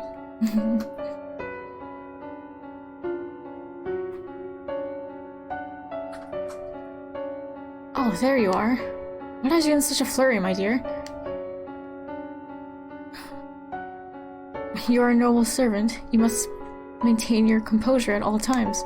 But the master, what about him? He was found deceased in his chambers.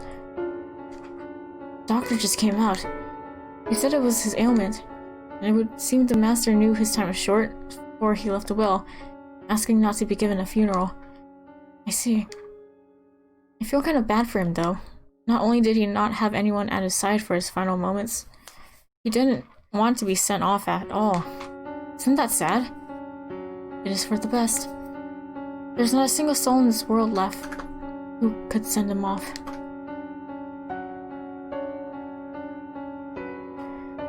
With your era drawn to an end, this mansion will soon return to existing nowhere in this world. I wonder what the next one will look like. I wonder if misfortune will befall her once more. That would be quite regrettable. Perhaps, if I could convince her of her tragic fate, she would be willing to disappear from this realm with me.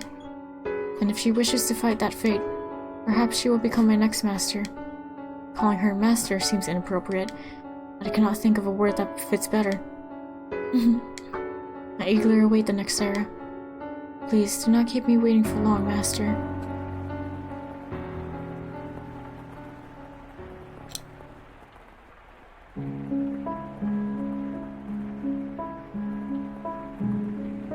Time pressed onward, and then at long last you arrived.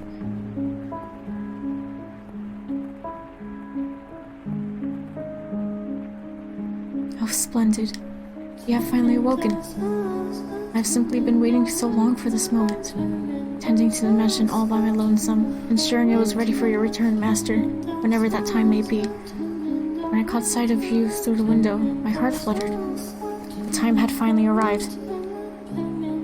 Oh my, you don't know who I am? Do you not know who you are either? Oh, Remy, why? Why do you bring a baby? Why do you bring a baby? Baby.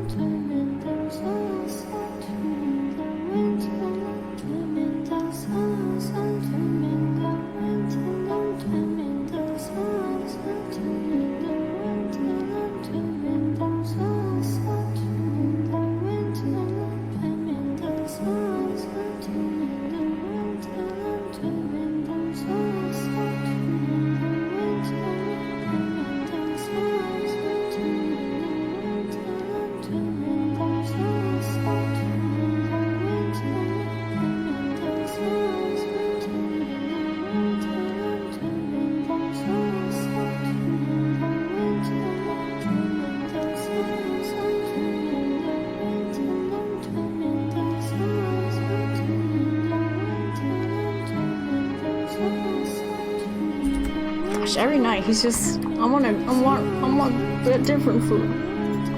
But then he just gives up and eats it anyways. Oh my, do you not know who I am? And you not know who you are either? That is quite the predicament. How about this? I am a servant of this mansion, and as such, I am familiar with the many incidents that have taken place here. I shall show you the history of this house, Master. Let us be off then. And fear not, I merely entreat you not to let go of my hand. Should you hold it tightly, you need not worry about being washed away by the waves of history. No matter what happens, you mustn't let go of my hand.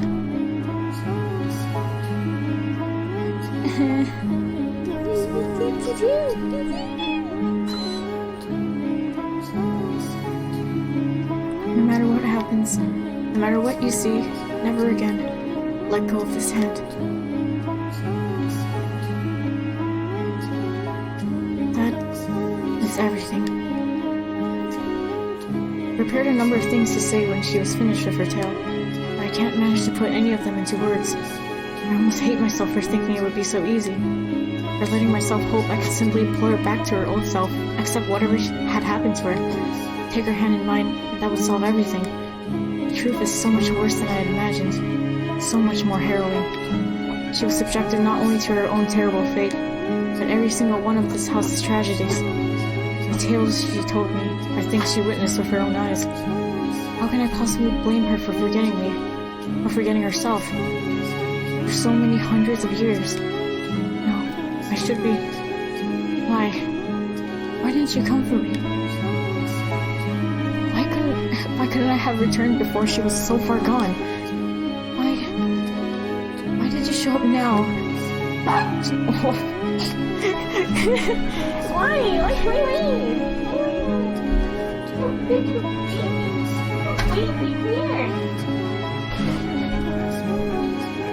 God. Giselle. Because you opened the door to my memories, I now remember everything. But I didn't want to remember. I didn't want to be reminded of all those empty years. The people who passed on, leaving me behind. You, who refused to show up no matter how much I begged. I'm not the Giselle you knew anymore. I may have my memories, but I cannot go back to that time. My hands are stained with blood, my soul worn thin.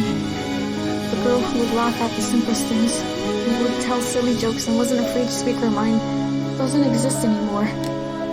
That Giselle is dead. How can you say I'm the same girl? How can you say I feel the same way I did? How can you be sure that even now, I still love you? Can you deny the possibility that I no longer yearn for you, but the white-haired girl?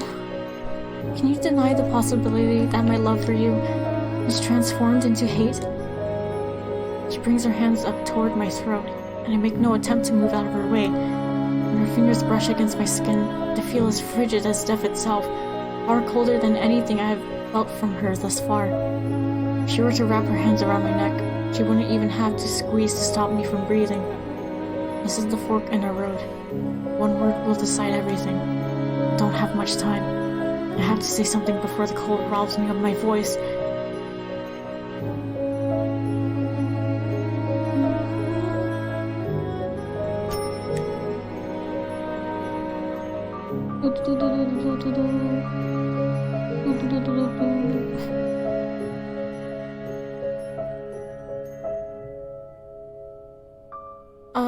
What? Don't save again. Oh shit. Oh fuck. There's a timer on that choice. I don't think I pressed it.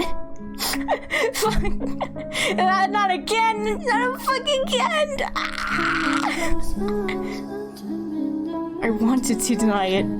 She may have forgotten me, but what she felt still remains as evidence by her attraction to the white-haired girl who had many physical similarities to me. Well, let's witness this bad end, okay? Her feelings are still there. I sincerely believe that, but her arctic gaze caused me to waver for the briefest moment. Perhaps I only wanted to deny it for my own selfish reasons. It was only a few short seconds, but those seconds decided it all. Farewell, Michelle. She slides her slender fingers down my neck, then gently shoves me back. Giselle! I'm falling, sinking into my own darkness. I reach my hand out, but I cannot grasp anything.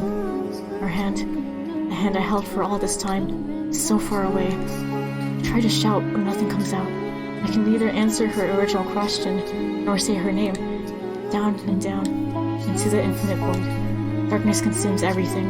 My voice, my hands, my very being. In her gaze, my consciousness slips away. Why? Why did I hesitate? I wish I could have at least told you that I still loved you, even if you did not love me.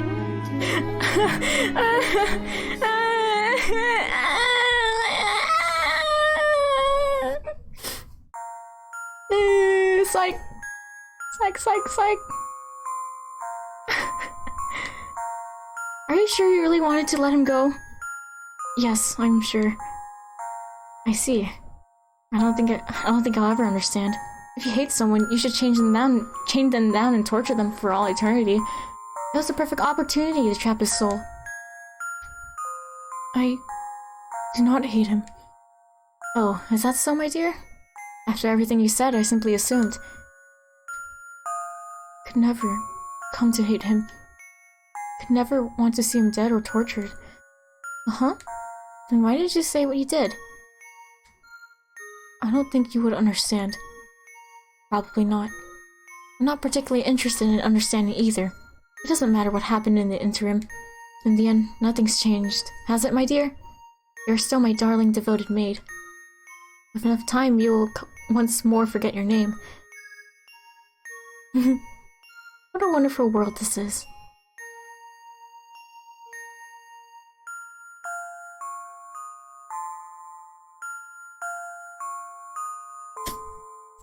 Yep. God, of course the same thing happens to me now. Homie, I'm just trying to save and then I die. Remedy, sneezy. Sneezy. I was just trying to save! Oh my lord. It's just instinct. I save at every choice. I'm like, Of course I'd deny it.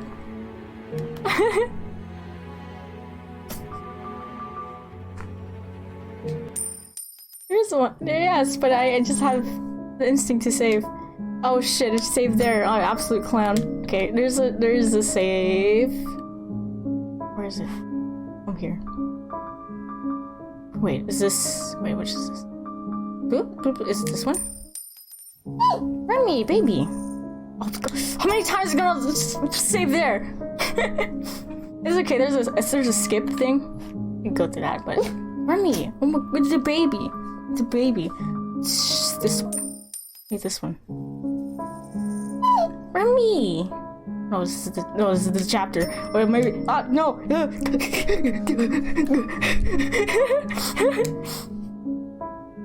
Not like this. Remy! Oh my gosh! Oh my lord! The autosave function is a little poopy. This has to be it now. There we go.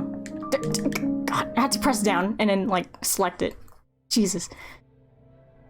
Of course, I'll deny it. While I was floating in the darkness, I heard a voice. Regrettably, it took me far too long to realize that it was your voice, crying for help. Crying for me. Calling for me. You know what? Same thing. You may have lost hold on your old self, but somewhere deep down, you kept calling for me. Which is how I found my way here. I refuse to believe that isn't real. I refuse to stomp on a love that survived for hundreds of years. By all means, hate me. If that's how you feel, that's how you feel. I don't care if you spit bile at me for the rest of eternity. I will not let go of this hand. Because you asked me not to. I could kill you. Right now. If that's what you want, then go right ahead. But I'll fight you with all I've got. Giselle, I've missed you so much. I missed you too much to lose you again. I don't care if it makes you despise me. I don't care if you think I'm being inconsiderate. I want to save you. But I'm not the Giselle you once knew. I'm an abomination. My mind and body are twisted beyond recognition.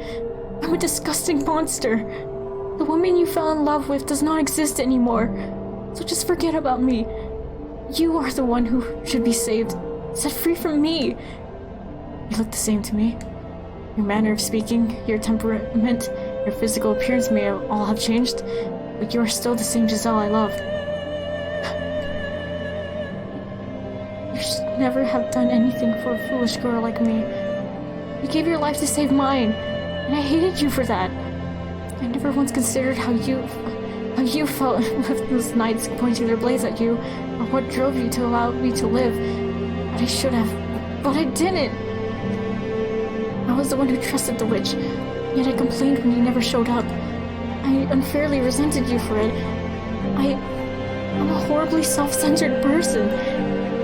You would be so much better off with someone pure and unburdened with all this nasty suspicion and doubt and animosity. You would be so much happier with someone like her. Giselle, you've been paying attention, haven't you? You were there for all the tales I told you. For everything that has happened up to this point. Oh, wait. I'm just gonna toss it outside.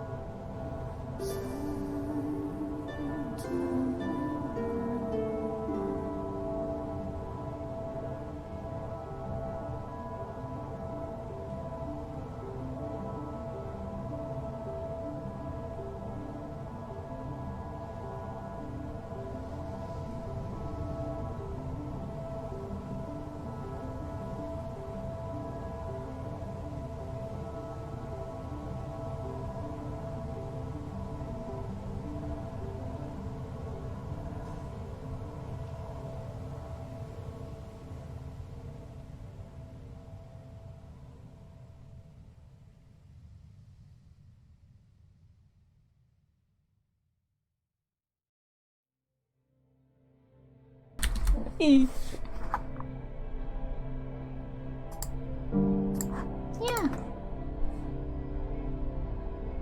Much things await us.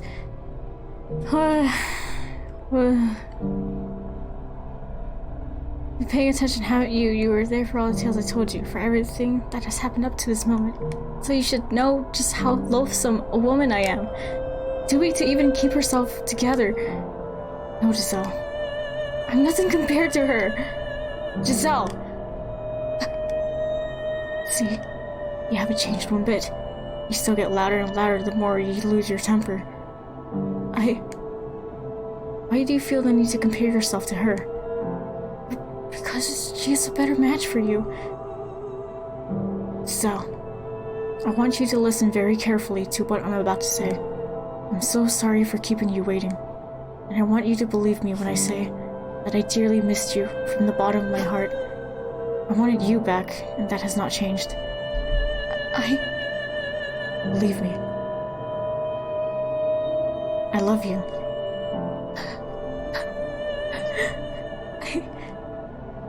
I missed you so much too!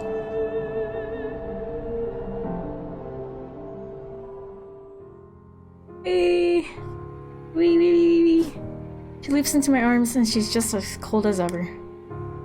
Her warmth-deprived body feels like the embodiment of all my mistakes. I wrap my arms around her, and I'm immediately filled with unparalleled relief.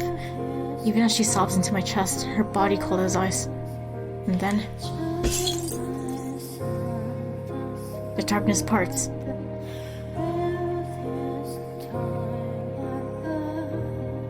We are once more at the top of the observation tower. It's still shrouded in a miasma of shadows, but we're back in the mansion now. We have emerged from the darkness in her heart. Michelle? Yes? I'm sorry. For what? I never should have erased you from my memories. Yours are the memories I needed to hold on to tightest. I'm so glad to hear you say you still loved me. Even after learning the truth about me. Oh, I'm so sorry! Remy's a child! Why are you being a baby?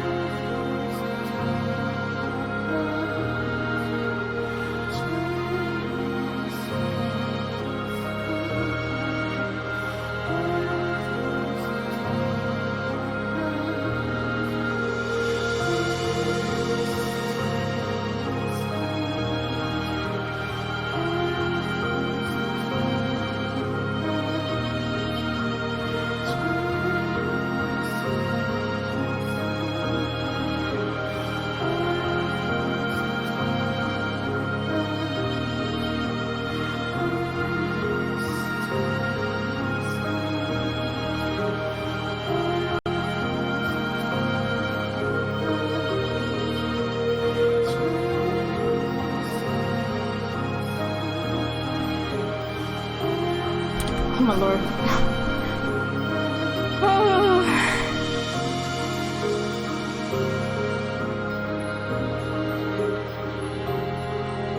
I was so glad to hear you say he still loves me, even after learning the truth about me.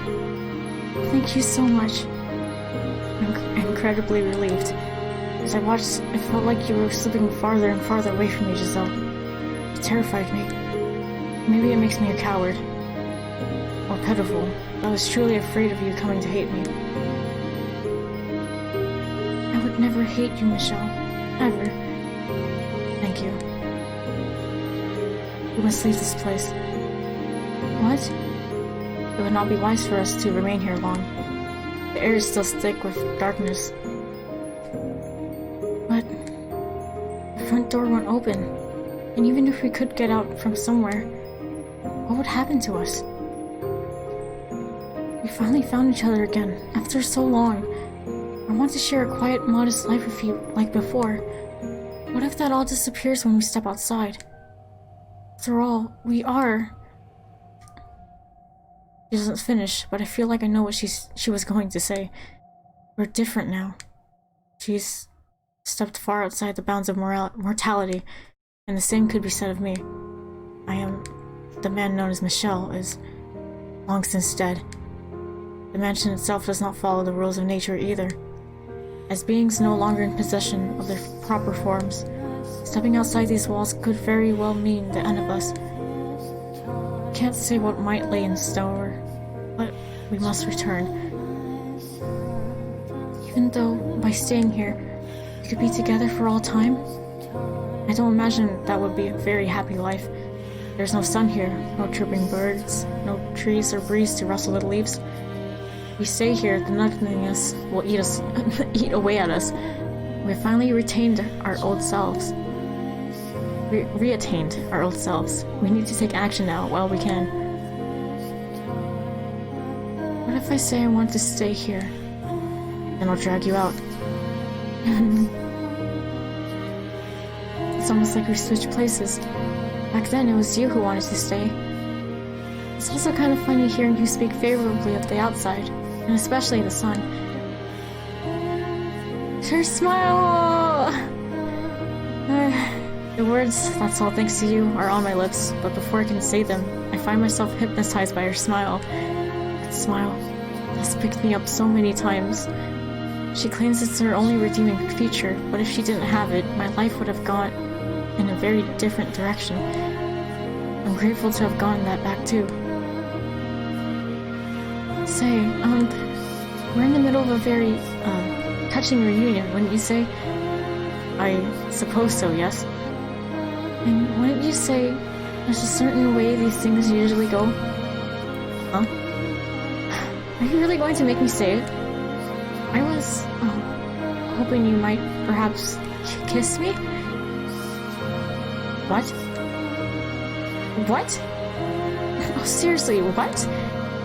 Where did all that boldness from a second ago go? What happened to all that momentum you were building? Yeah, about that. I think that might be more appropriate later. Later? How much later? After we find an exit. We're, in a hurry. You're just making excuses because you don't want to. I swear that's not it. Giselle, save that for when things aren't as crazy. I can't relax and enjoy it right now. What are you, 12? Oh, hush. Alright, fine. But you'd better keep your word, got it? Promise. Let's go then. Let's find our way out of the mansion. There, our frozen time should begin moving again. That's hopefully where our future waits. It will be. No, we'll make it so. Yes, we will. To leave the mansion, it should release our souls as well, and in doing so, should finally provide her deliverance. So I mustn't hesitate. To end all of this for both of us, we must start again. This is where we... What? Oh, fuck! Darkness. It's a blackness purer than anything I've experienced in this house. Not a trace of light anywhere to be found. Why did I ever think the house would let us go so easily? Why did I ever think our time in the darkness was over? Michelle! The darkness surges through the open door like a wave, flooding the observation tower, like ivy growing wildly to cover every last inch of every surface, consuming, defiling, eroding. Our fingers slip apart, and concentrated rancor rains down upon us.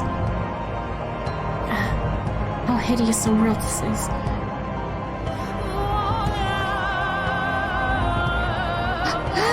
No! Michelle! Please, please! No! Don't let go of my hand! I don't know who's saying it, but fuck! No! Giselle! Michelle! I said I would never let her go again. I said I would get her out of this place. I swore I would. But as hard as I try to stretch, I can't reach her hand.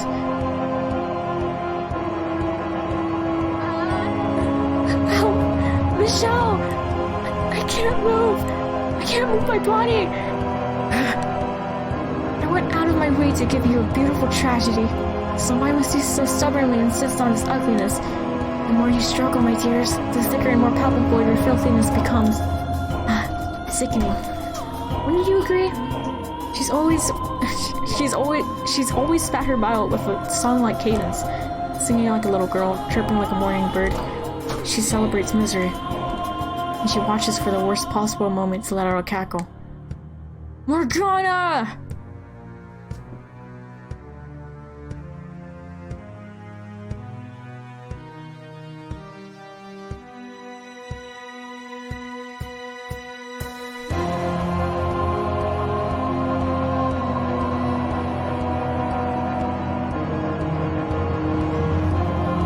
I swear, you two are hopeless. I pity you.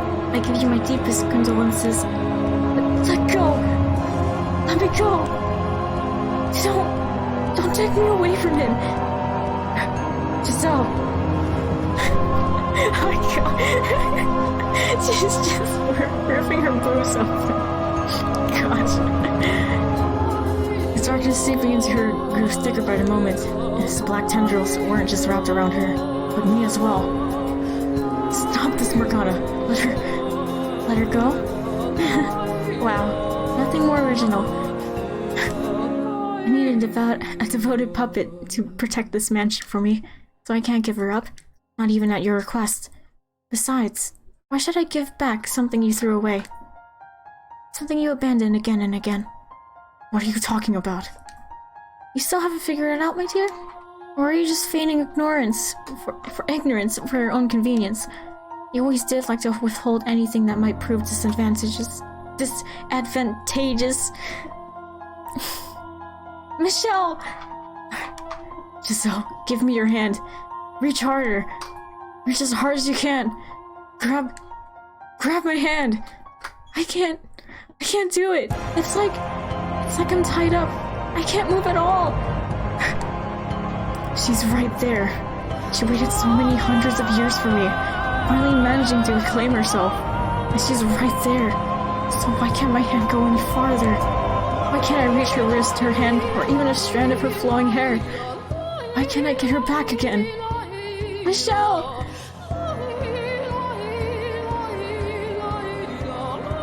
Voices growing fainter and more distant. The darkness shrouds her, taking her away from me. Her arms, her fingers, the hands she led me with, her smiling face, her once glowing grin, and her now more modest smile, the witch's darkness, is stealing every last bit of her.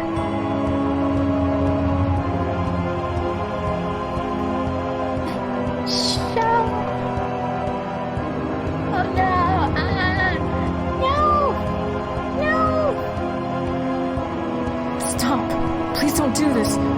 Take me instead of her. Why does it have to be her? Why her? Morgana!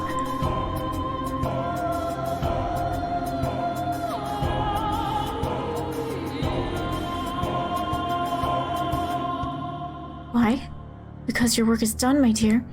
By all accounts, as the one who resurrected me, you should have become my guide as well. You let a silly woman emotionally manipulate you, and you gave up on cursing others. And then you threw away your life. Oh, Remy? Oh, baby. Why are you a baby right now?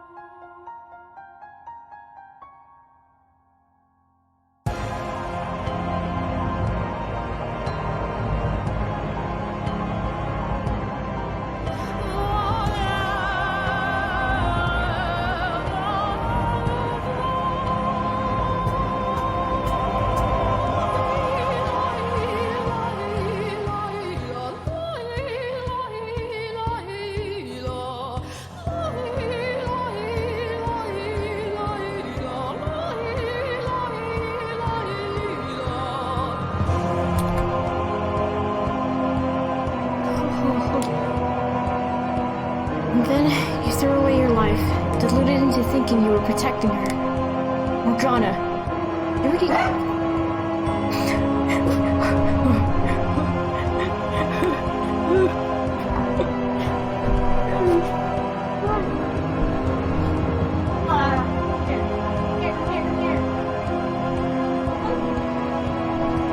Gosh, nothing just satisfies this stubborn old man.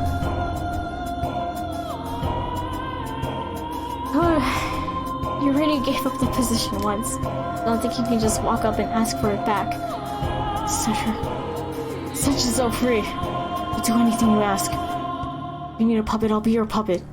If you want more from me, it's yours for the taking. But I can't leave her. To remain in this cursed house any longer.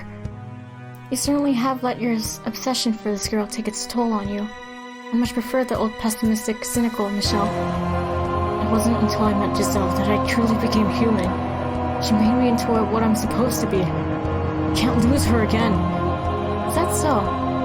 Well, you'll come to the harsh realization soon enough that everything you saw in her was just a facade. It was not. Alright then. If you want her back so badly, you can have her. In exchange, I want you to entertain me. Will you endure maddening agony for me? Will you know pain enough to make you howl?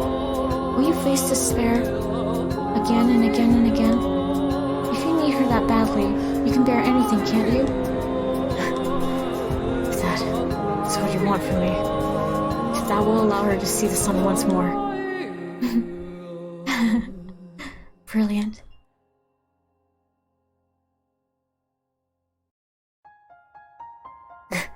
Wait, Morgana!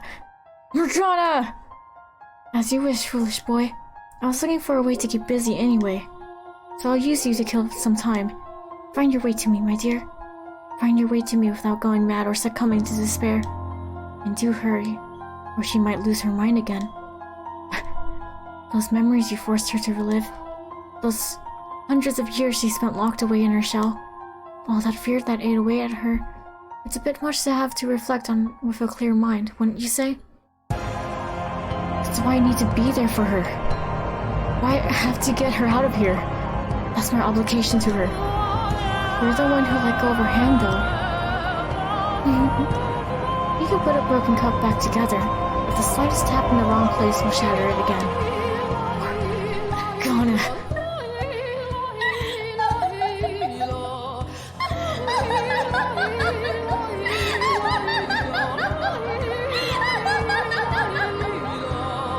The witch's cackling fades into the distance. My outstretched hand is completely enveloped in the shadows. I can't even make out the faintest outline of it.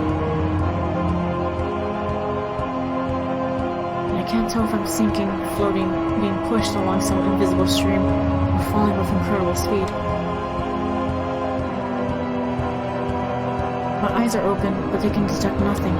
The complete lack of sound is almost painful. Nothing, anything, anywhere. Void. My consciousness begins to drift. The vague remnants of the feeling of her hand in mine are my only link to reality, my one and only landmark. Giselle. I must get her back. She waited, enduring for hundreds, no, almost 1,000 years. And now it's my turn to act. I have to hold that resolve, hold it firm, so that I never forget her again, so that I never lose myself again. Even if I'm consumed by the darkness, you must never back down. You must never look away. You must never lose her.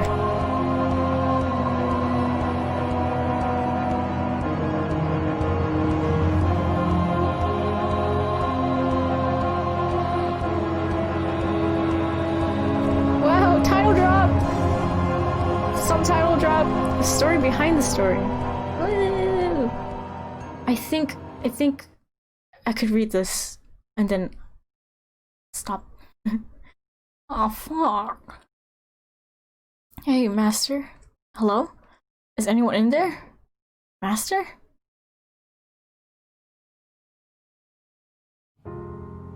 Oh god, we're back here. Back here. Oh good, welcome back. What's gotten into you? I thought you had fallen asleep with your eyes open. I'm not accustomed to people needing my attention. Or I suppose talking face to face at all. This is my mansion? Giselle's right in front of me, smiling like she always did. Smiling for me. You're not hurt. Giselle? You have been alone for 10 years, but now I'm living here with you. So what do you say we do a little practice conversation? Practice conversation? What exactly do you think I am? Yeah. No offense intended. I just thought it'd be nice if we had more back and forth skills. So in short, you're saying I'm such a poor conversationalist, I need training? Hey, don't get so snippy. That's not what I meant. I'm saying we don't talk enough, and I want to talk to you more. It's fun.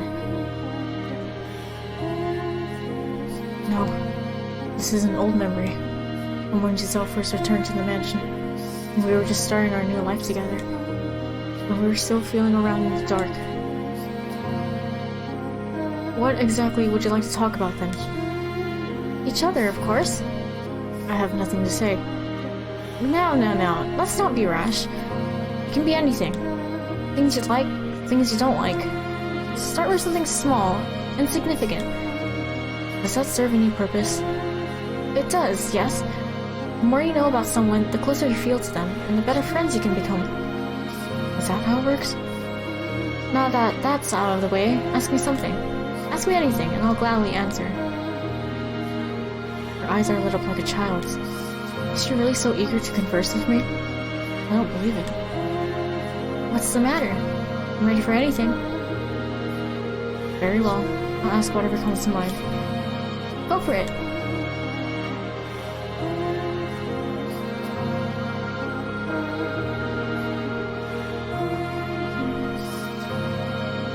I think it goes well with you, so. You haven't told me your age. My age? Take a guess. I thought she said she would tell me anything. Yes, you do guess here. Oh my gosh. 18? 20? 25 maybe? You must be 30. I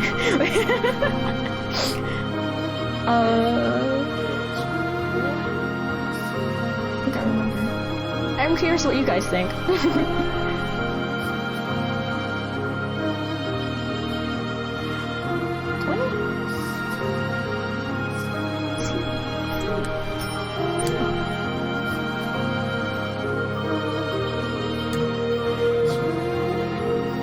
I believe 20 as well.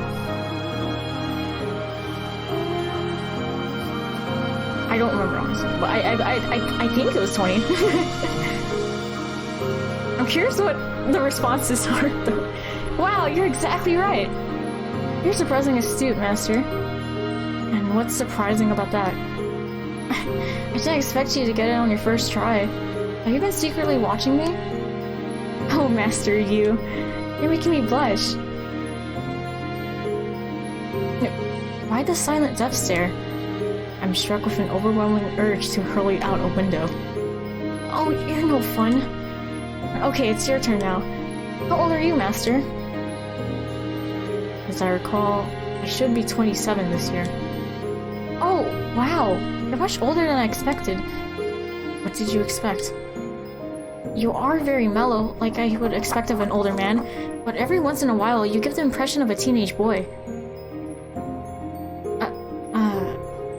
For what it's worth, I mean that in a good way. For what it's worth.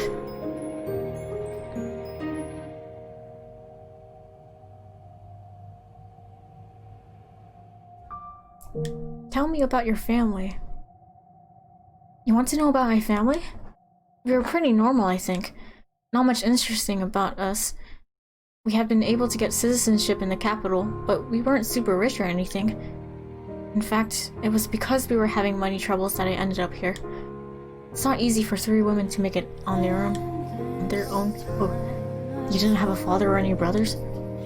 No, we lost my father to a plague when I was young. And since then, it's been me, my mother, and my older sister. But they're both bright, lively people. Our family motto is, a smile can make anything better. Maybe that explains why she can still smile now, even after nearly succumbing to despair. always kind of wanted some brothers, though. Men are more suited to physical labor, yes. Not quite what I was going for. I feel like, I don't know, the kind of things you would ask a brother and a sister for help with are different. I'm not sure how to explain it, but a guy with broad shoulders and muscular arms is someone you can look up to, for instance. Someone who looks like they'd always keep you safe. She's never been betrayed by family, it would seem. She can't even imagine family hurting her. She has no idea that those closest to you, those who are supposed to care about you more than anything, can be your greatest enemies. That blood is a bond heavier than any chain. Master? I believe your brothers are still on your side. It's been so long. I don't know if they are. I don't know what they think about me anymore. I'm sure they're still your allies. You want to believe it too, don't you? You want to believe they're not enemies. Okay. Let's believe in them together then. Anything you want to believe, you should. It's such a better way to look at the world. And the other way around. You have to be positive, or one day you'll crack. Always remember to have faith so that doesn't happen. I don't understand. She's honest about her emotions in a way I simply cannot be. She's the exact opposite of me in that regard, and yet she can still read me. I don't get it. How can she understand me like that? It's like she can read my mind. If only you could just tell her everything. We could all another page in our mindless chatter. Get everything weighing down on me off my chest. Is something the matter? You're cruel. What? I said you're cruel. I'm sorry. Ignore me. In preparation for the day you can finally go back home, you're going to have to stop being such a picky eater.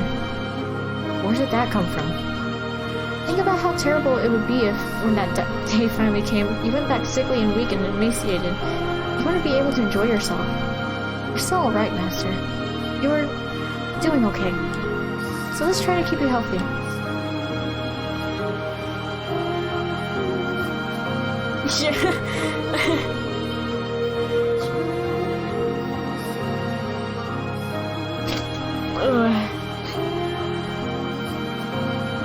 Check my phone.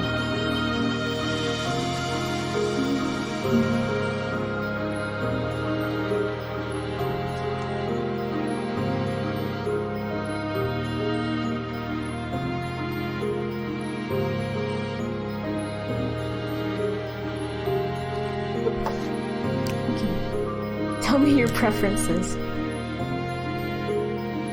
Wow! How very forward of you! Huh? My taste in men is the last thing I expected you to ask about, Master. I don't recall specifying people. Now, don't fret the details. It's only natural to be curious, so let's make it about that. And that's the last thing I wanted to talk about. Alright then. Tell me about your first crush, Master. And I have to start? I never had one. What? No, I'm not buying it. You were living at home until 10 years ago, weren't you? Surely there was someone who caught your eye? There was not.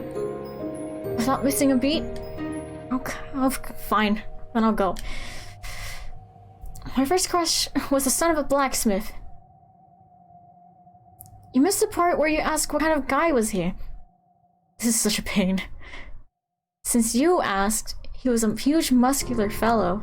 He was so tall he would always hit his head on the doorway whenever he came to our shop to trade. Oh. Nice beefy guys really are great, huh? They make your heart get all fluttery and tight. Are you trying to imply I don't have a chance?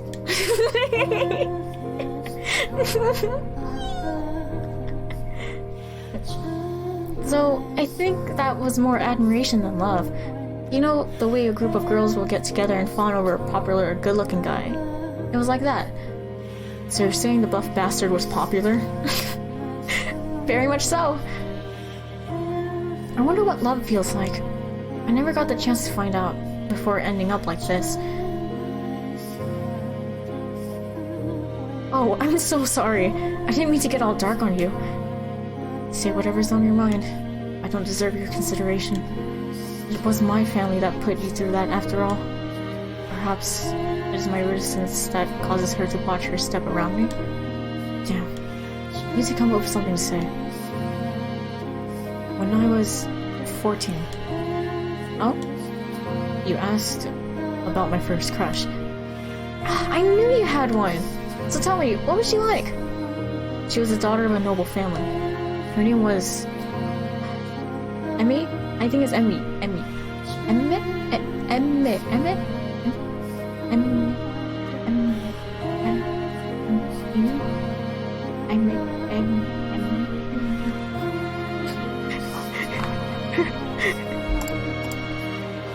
Google, come back. Fuck up.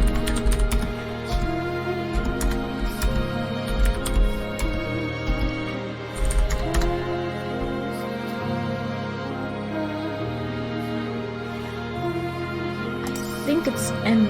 Emmy? Emmy? Emmy? Emmy? Emmy? Emmy?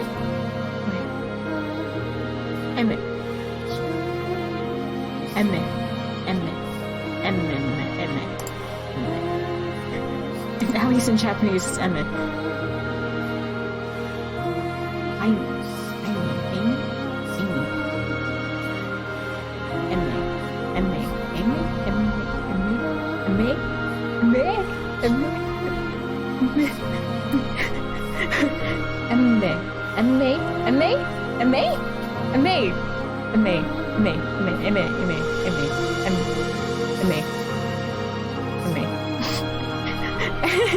Emmy.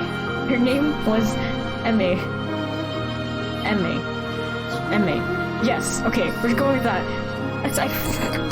Her name was Emmy. She was a year older than me. Love between nobility. A world I can only even imagine. It never went anywhere. What? You didn't try to woo her? You didn't shower her in presents? Were you by chance a late bloomer, Master? She was my brother's fiancée. Oh, I see. So it was a love that could never be realized. That's sad. Not really. Besides, I don't feel anything for her anymore. And what I felt then was just impulses. I guess that makes us both inexperienced. I suppose it does.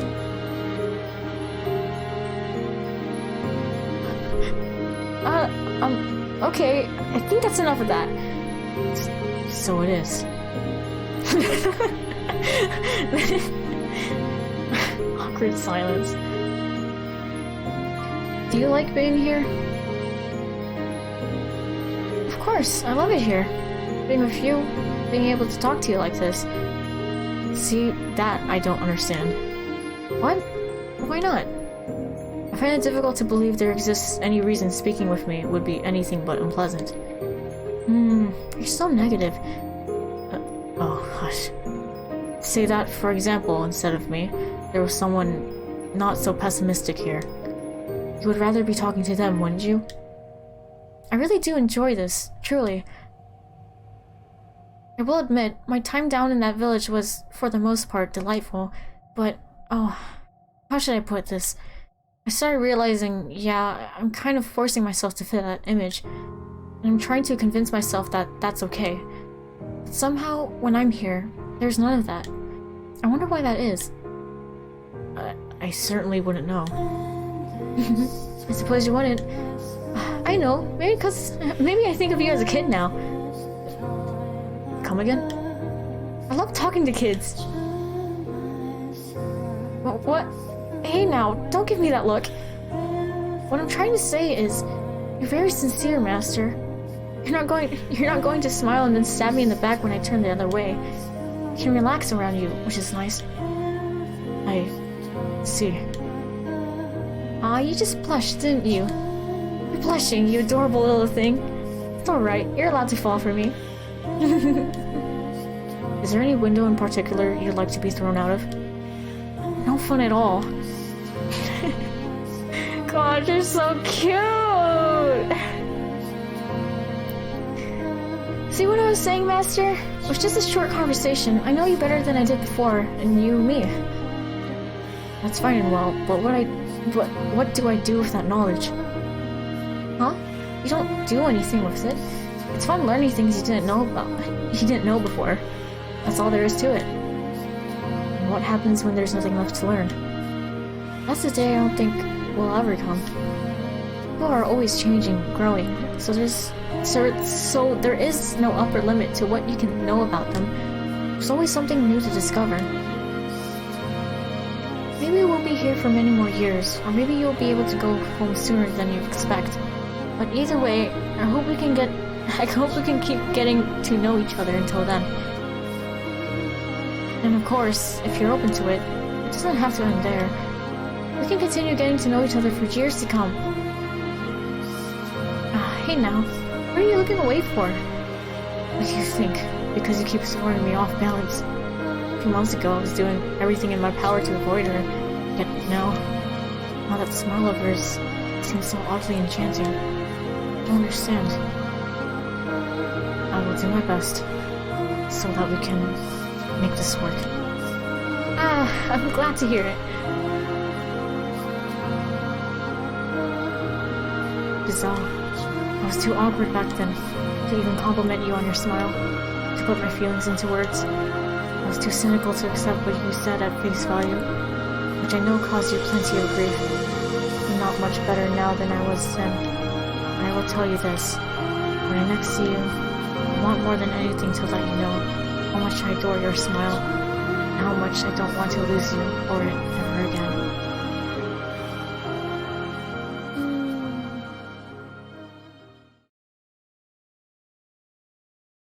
You must never reclaim your old selves. Become my loyal servants. Always at my side.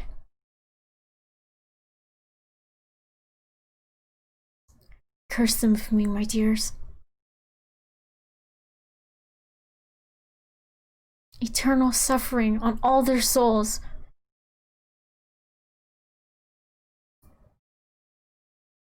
Blood! Blood everywhere! My consciousness, wavering like a ship at sea, is slowly drawn back to the surface. With each new breath, feeling gradually returns to my fingers. I can hear the pattering of rain from somewhere, and the sound of a crackling fire. Creak, creak, creak. Splurt, splurt, splurt. It takes a moment for me to realize I'm in the very same spot where I first awoke. I don't know how I got here, but I'm sitting in a rocking chair, hunched forward. My head feels like someone filled it with rocks, and I'm having difficulty focusing. My joints are creaking, and I feel like I'm going to vomit. A suffocating odor hangs over the room. What is this? Giselle. Giselle! Everything comes back to me all at once. That's right. I watched Morgana kidnap her. I watched the witch drag her into the darkness, unable to reach her hand. Where are you, Morgana? I know you're there, cackling as you look down on me. Say something, witch. I will find you, and I will take her back. What on earth? There was a pool of liquid at my feet, rising just short of my ankles. It's sticky and uncomfortably warm. Every step I take makes splat splat noises. This is blood. The mansion has taken on a very different face from when Giselle was leading me through its halls. Blood of unknown origin not only covers the floor, but also streams down the walls and drips from the ceiling. I'm speechless as I behold the dreadful scene. Every breath I take tastes and smells of rust. It's all so unreal, beyond my comprehension. All I can do is stare, aghast, feeling like I might pass out. Giselle, are you seeing this? This same twisted nightmare as me. An image of her floating alone in a vast sea of blood flashes through my mind. That vision kicks me into motion. I promise I will come for you. So please, just hang in there for a little longer. I begin walking, or more accurately, dragging my heavy feet forward. The constant splashing of blood against my ankles grates at my already taut nerves. Taut nerves. Morgana told me to find my way to her, and I can think of only one place she would be. Changes out must be there. The stained glass window is splattered with blood too. It creates trails like streams of tears running down the Archangel's face. I give the window a brief glance before making my way to the door leading to the observation tower. However, why wouldn't it open? There shouldn't be a lock. So why? Lustrous black chains sealed the metal door. I can recall no such obstruction present during either my life or my time hereafter. What on earth is going on in this house? No, that's not important right now. What matters is making it through this door. Damn it! I pull and I push, but the chains won't give an inch. They feel sturdy enough that I probably couldn't cut through them either. There has to be some way. I considered giving up here and scouring the rest of the house, but I'm convinced the tower is my best chance. The fact that it's sealed now, when it hadn't been before, feels like a challenge more than a deterrent. I trace the length of chain with my hand, and at the end of it I find a peculiar-looking lock into which the ends of the several chains have been fed. There are 3 keyholes. Morgana fashioned a custom lock just for this. I need to find 3 keys to open the door then. But I have no idea where to begin my search. I lived here for more than 10 years, and yet it feels like I've stepped into a strange land. No, it's not the same house. Searching blindly is only going to waste time. And the longer I take, the more danger she's in. I met someone before. Got a key. It was before I had reclaimed myself. When I was exploring the mansion alone. Think, Michelle. Who was it? The painting.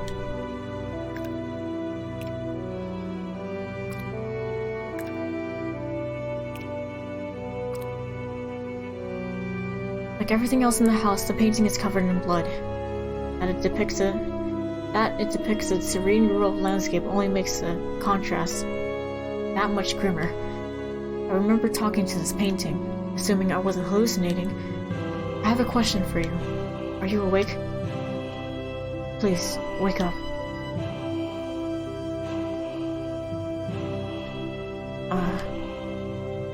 Can you hear my voice? Please say something.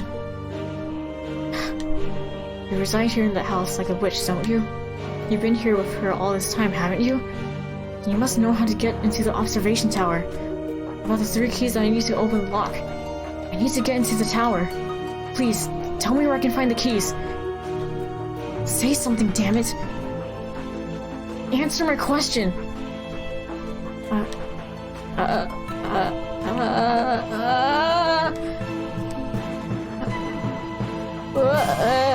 Is someone there?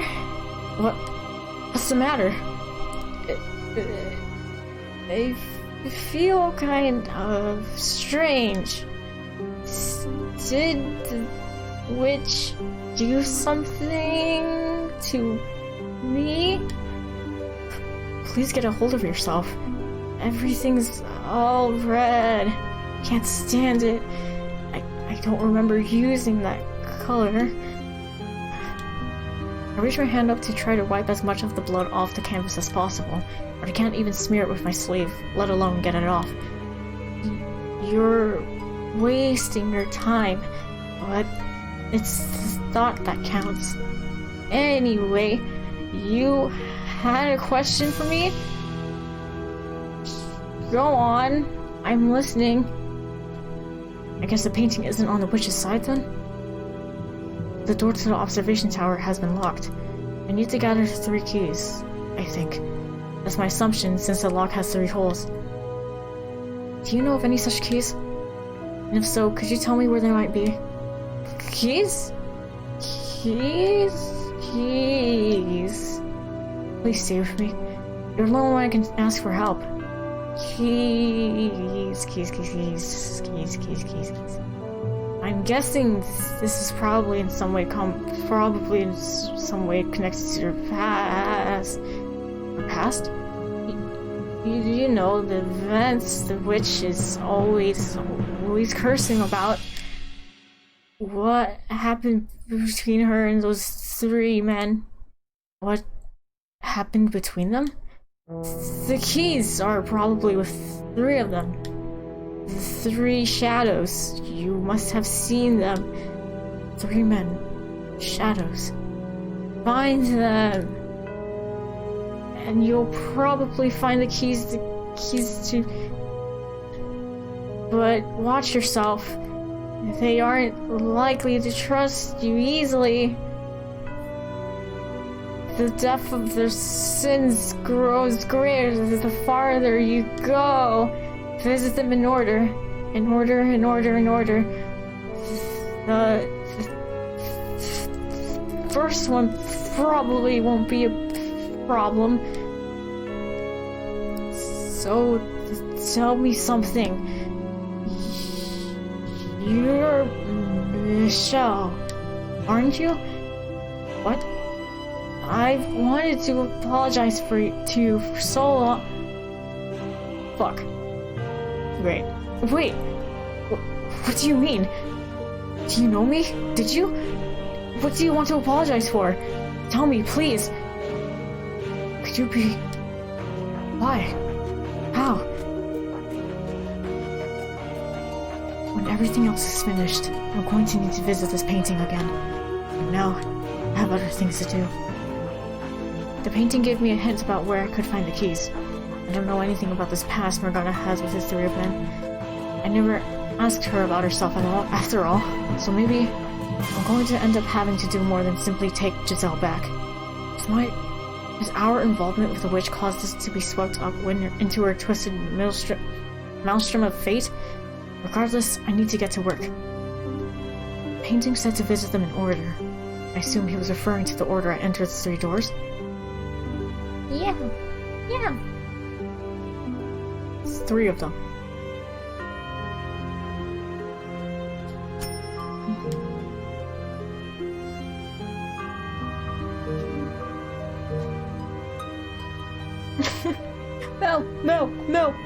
No. Of course the rose garden first.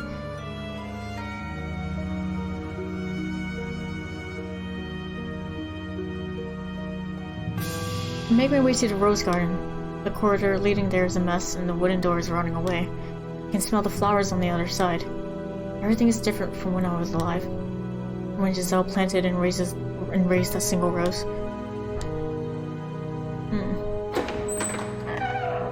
Yeah. The scene from the past spreads out before me. The field of once proudly flourishing. Wow, how did I not be able to read that? The field of once proudly flourishing flowers is now withered and gray. Knowing how beautiful it had once been only makes it that much more dispiriting. A bitter breeze brushes past me. Solitude hangs over the garden like a sick fog, eating away at me. This isn't what I wanted. Someone, get me out of here. Oh god. Tell me, it's not all my fault. A young man's shadow stands off to the side, muttering listlessly to himself. I recognize his voice. Do you have the key? The boy and I have never met, but I feel like I know him quite well, like we have been acquainted for many years. I know how polite and mild-mannered he is. I know how kind, and how vulnerable, how human his heart is. However, very little of that boy seems to remain. This isn't what I wanted.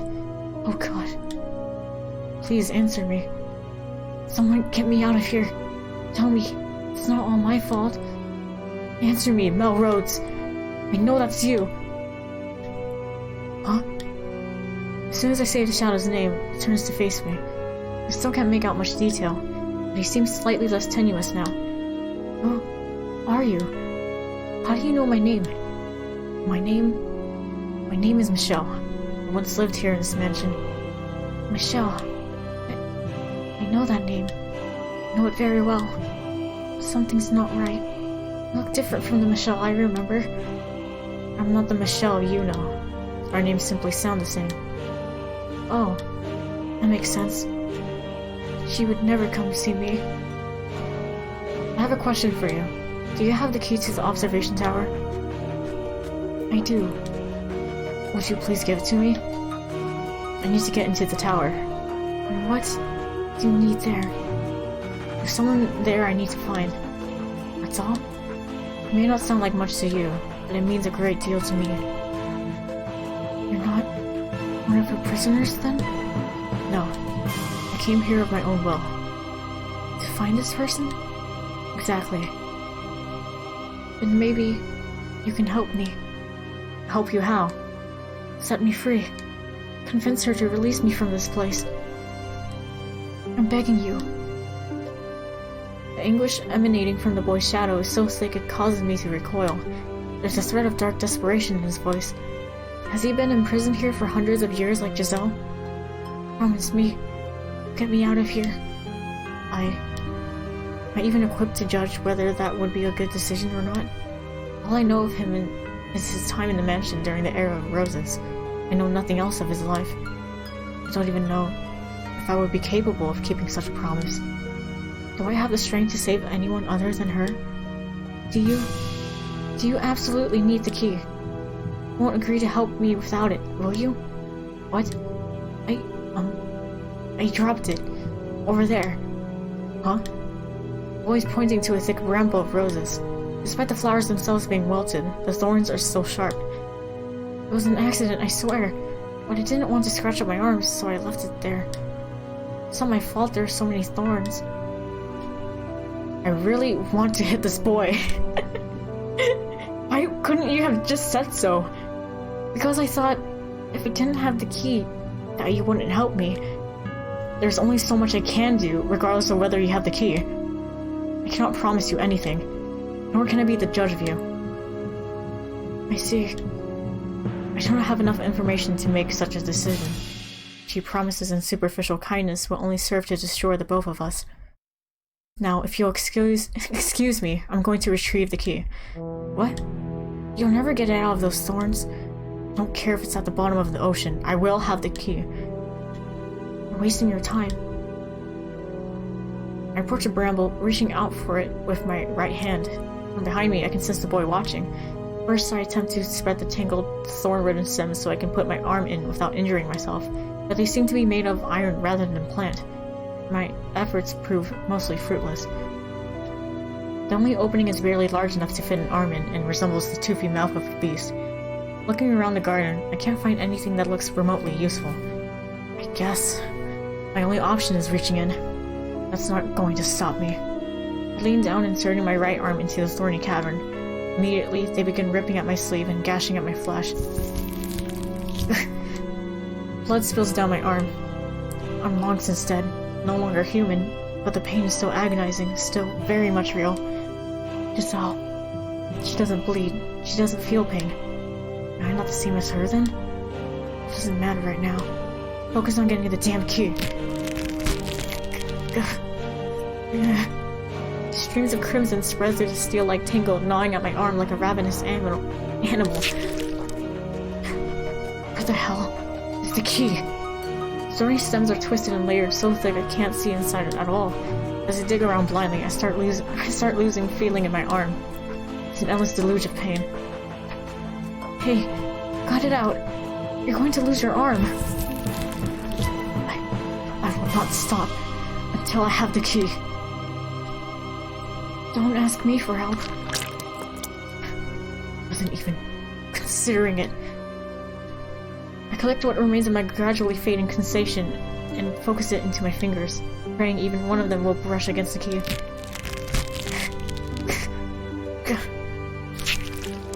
Damn it! But as much as I search, as much as I dig, I find nothing so much as resembling a key, which means it must be deeper than I can reach my arm. Even so, I cannot give up. Hey, please be quiet right now. I need to focus. I'm sorry. I do have the key, actually. You what? I'm so sorry. It didn't look like you were willing to help even if I gave it to you, so... Plus, you told me not to give it to anyone for any reason. Hold still so I can beat you. I didn't mean you any ill will. You most certainly did. I'll give you the key, so please have mercy. Trembling in fear, the boy's shadow sticks out a hand, holding a key. The arm I used to dig through the thorns is so bloody and gashed I can barely look at it, but it does still function, and so I take the key from him with my right hand. Oh my gosh. Michelle's always been so, like, snarky. But, like, it's, like, coming out now. It's so funny. Why couldn't you use your other hand? That's gross. That's the idea. You're kind of a jerk, you know. That's a laugh coming from you. Do you have any idea how much that hurt? I know. I'm sorry, really. But hey, you're alive, so no big deal, right? Wait, can you actually say either of us are alive? Don't even know anymore. I do appreciate you giving me the key, though, seeing as it seemed to be rather important to you, too. Hey, is this person you want to get back really worth going through all this for? She is. She's the one person who ever loved me. She's waiting for me. I see. You know, I had someone that meant a lot to me too. My sister. Which one? Which? The one with flaxen hair, like me. If you happen to see her, do something nice for her, please. That, I would say, is your responsibility. Yeah, you're right. But I'll keep it in mind. Thanks. In the tale I witnessed, the boy pushed his sister away. For an understandable reason, admittedly. But now, he seems to bear no grudge for her. Did something else happen between them? Even if it did, I don't have time to ask about it. I'll be on my way. Alright. Take care. There are 2 more keys. Watch out, though. They're not the most friendly people. And they'll probably be even more enraged locked up like this. I appreciate the warning. If only someone like you had shown up sooner and taken the keys from us. Goodbye. After bidding me farewell, the boy's phantom dissipates into the shadows of the rose garden. Oh yes, Yukimasa. I wonder if he's gone back to mindlessly and muttering his regrets. I should get going.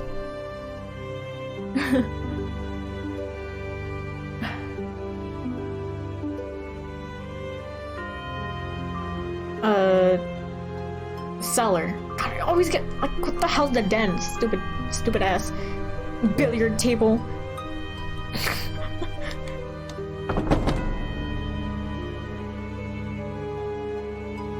I descend the stairs, opening the cellar door.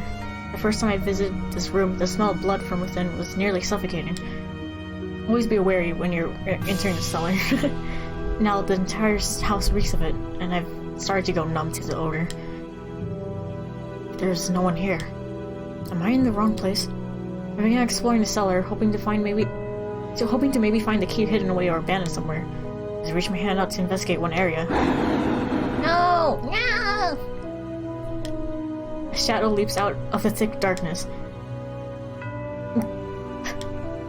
So swift I have no time to react. My body freezes in place. Shadow stands before me, holding the tip of a blade mere inches from my face. A key. You have a key. I do, yes. Cold sweat trickles down my back. My voice is shaking, and there's no hiding it.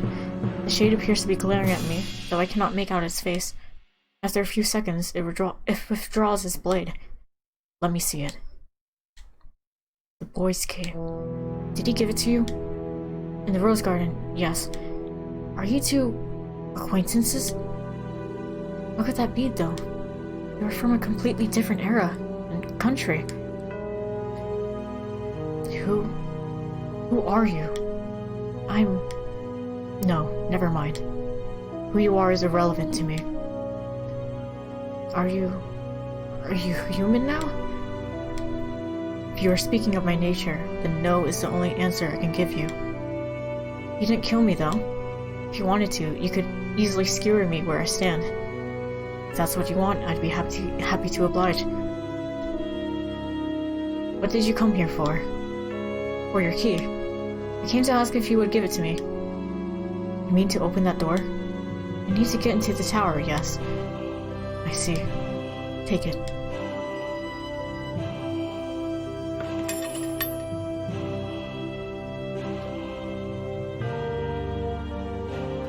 The man shadow tosses the key at my feet.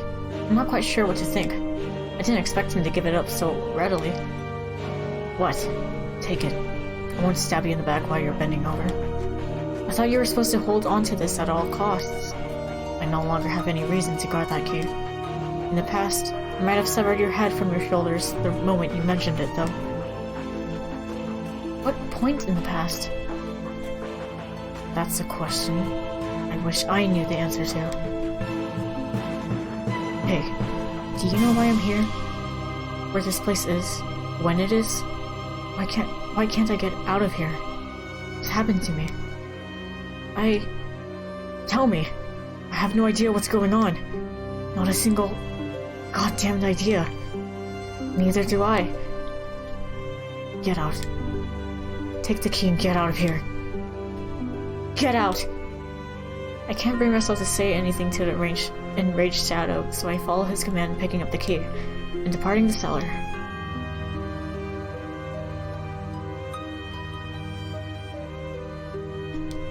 I thought I was dead for a second. This makes two, though. What could have happened between these people? The painting mentioned a past with them, and Morgana spoke of the wicked men she cursed. Does that mean they did something awful enough to earn Morgana's spite?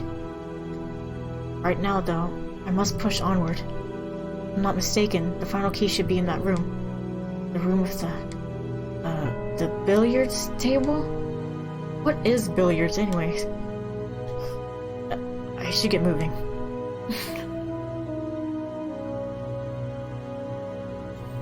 Once I have this key, I can get into the observation tower.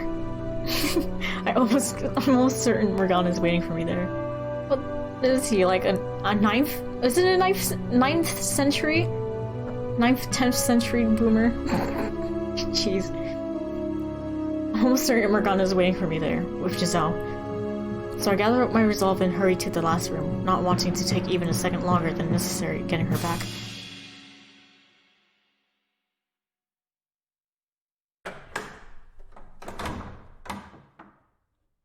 I can hardly believe my eyes when I step into it then. In the middle of the room is a large rectangular table. Several balls roll across its surface, and perched on one corner, looking down at the floor, is her. Giselle! Giselle! The question of why she's here never crosses my mind. All I feel is elation to see her once more. There's no room for anything else in my head. I run over to her, put my hand on her shoulder. Thank goodness you're alright, and turn her toward me. What? Giselle? Giselle! I shake her, causing her head to droop lifelessly. There's not a trace of light in her unmoving eyes. Why? Giselle, why? Say something, Giselle. Say anything, please. This can't be. You can't be. You can't be. My mind goes blank. I can't catch my breath. The world is hazy. Why is Giselle? Why did I have to find her like this? Why? I swore I would do anything. I swore I would never lose you again. No. This can't be. Thought crosses my dazed, despair-wrought mind. It's probably nothing more than vain hope, but not a drop of blood spilled from my breast. That's right. She doesn't bleed. So this can't be her. This isn't her. Or maybe Morgana has the power to alter Giselle's very nature, kill her with the flick of her wrist. No, don't even want to think about it. There's no hope to be found down that path. All I can do is pray. Beg for her to still be alive. Or, if alive isn't the right word, herself. My prayers bring me back to reality, which is when I realize there's something hard pressed against the back of my head. I hear a harsh metallic clink. What? Piercing bang rips through the air as I drop to the hard floor. My ears are ringing painfully. Through the cloud of smoke and confusion, I see a man's silhouette. Missed. It takes several moments for me to realize the object in his hand has a gun, not only because it's draped in shadow, but because I've never seen one with my own eyes. Had I not witnessed what they were capable of through stories, I would not have understood how terrifying they were. Not a problem, though. I'll finish you with the next one. Now, you hold still, boy. Start running around like a rat and I can't guarantee you a painless death. Wait. Hold on a second. What are you trying to kill me for? Because you make too much goddamn noise, that's why. Don't tell me. You're the one who... What? I turned my gaze towards the large table. Giselle isn't there. It must have been an illusion after all. The realization sends a wave of relief through me. I still have a gun in my face, though. Curious man you are. Does the table warrant your attention more than me? I have a request. Could you give me the key in your possession? It's all I need, and then I'll leave and stop making a racket. I'm not sure you understand your predicament, boy. Because if you think you're in any position to be asking favors, you're dumber than you look. First off, I don't even know what key you're talking about. I don't believe that. The other two had keys. You're telling me they gave you their keys? It sounds like they really do know each other. See for yourself. I believe you should recognize these.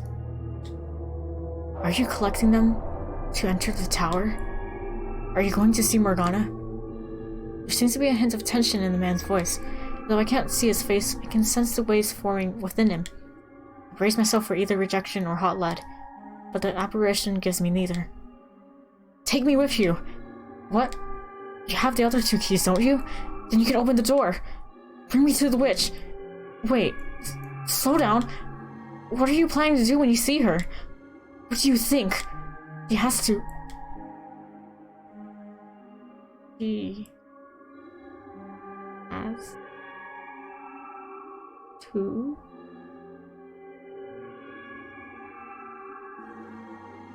He's gone. She has to... What? What was he trying to say? Well, I got the key, so...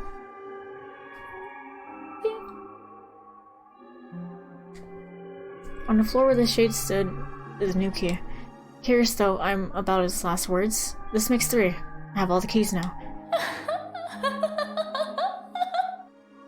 Are you trying to rile me up, Morgana? Are you enjoying yourself up there, showing me these phantoms and watching me squirm? Just you wait. I'm on my way. I give the room a brief once-over before making my way back to the chapel.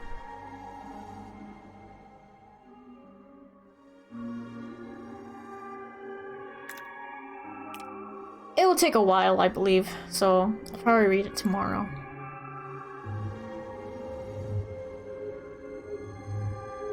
This pretty much is I guess I can stop now unless you want me to continue. Maybe read a bit of Morgana's story. Okay, just a little. The keys fit perfectly in the openings on the lock, and when I insert the last one, it clicks open. Chain sealing the door, falling to the floor. They're waiting beyond this door, at the top of the stairs. I start pondering what I can even do in the face-off against Morgana, which sends a nervous shudder down my spine. I'm not going to back down, regardless, but she is a witch, and I'm a mere human, formerly human. I'm not a master swordsman, nor do I wield a gun. I have nothing at all with which to fight her. I still have to confront the witch, though, no matter what. As laughably reckless, as foolish as I may be, I have no other option. I place my hand on the door, preparing to climb the tower where I once spent my last breath, Giselle locked safely away in the chamber at the top. The tower where I first met the witch. No hesitation.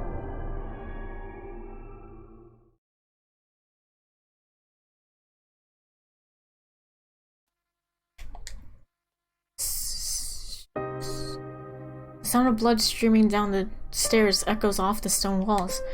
Although I have begun growing numb to the house's otherworldly ornamentation, the sight of a seemingly endless river of blood flowing down a spiral staircase sends a chill through me.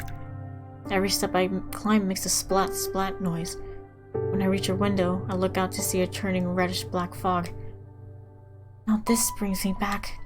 You climbing these stairs alone, just like old times. Morgana. I waited so long for someone like you to show up. Someone with enough to spare to resurrect me. Give her back. And now, I don't see it in you. I don't feel one bit of that intense hopelessness anymore. Give her back. And here I had thought we were cut from the same cloth. Morgana! Yes, I'll give her back. Hi! If you can make it to me without losing yourself. I will not give up. It doesn't matter what you do. Looking up, I can't see how far the stairs extend. It's just a gaping blackness. So I have no way of knowing for sure whether I'm getting any closer. Around and around, around and around, around and around. Beneath me, the blood river traces the same path in reverse. I start to wonder if the staircase even does end. I'm not just eternally retracing my own steps. I continue climbing regardless. That's all I can do.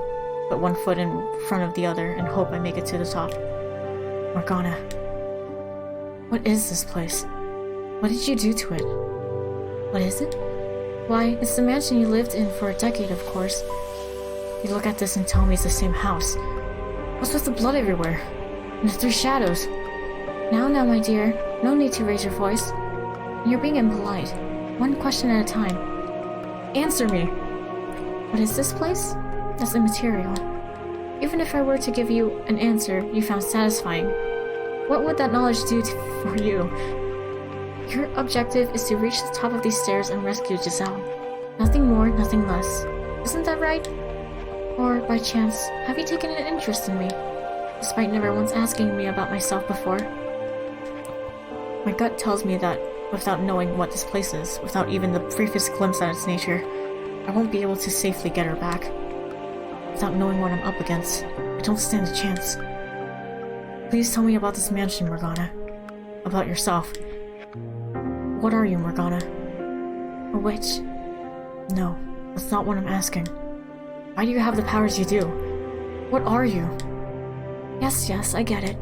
Humans feel the need to attach names to things and phenomena they don't understand. I understand that feeling very well, which is why I'm sure you'll be rather disappointed when I reveal the truth. What do you mean? What I mean is, I'm an ordinary human. That's not possible. You expect me to believe a human created this illusion? And are you saying I'm a magician or a wizard like you might see in a fairy tale? I would believe that, over you being human. Think back then, would you? Recall our time together. Did I ever once use magic? Did I control fire or wind? Did I create illusions? No, I did none of that. Because I could not. To you, when you were alive, I suppose you could say I was not but a simple ghost. A rather mischievous but otherwise powerless spirit. And I was nothing more to those three men either. The witch Morgana was never anything but a wretched phantom haunting this old house. But then, how do you explain this? Michelle, my dear, we're not the same beings we once were. We're different than we were in the realm of light, the era of the living. You figured that much out, though, haven't you? That you're already dead? Yes, I know.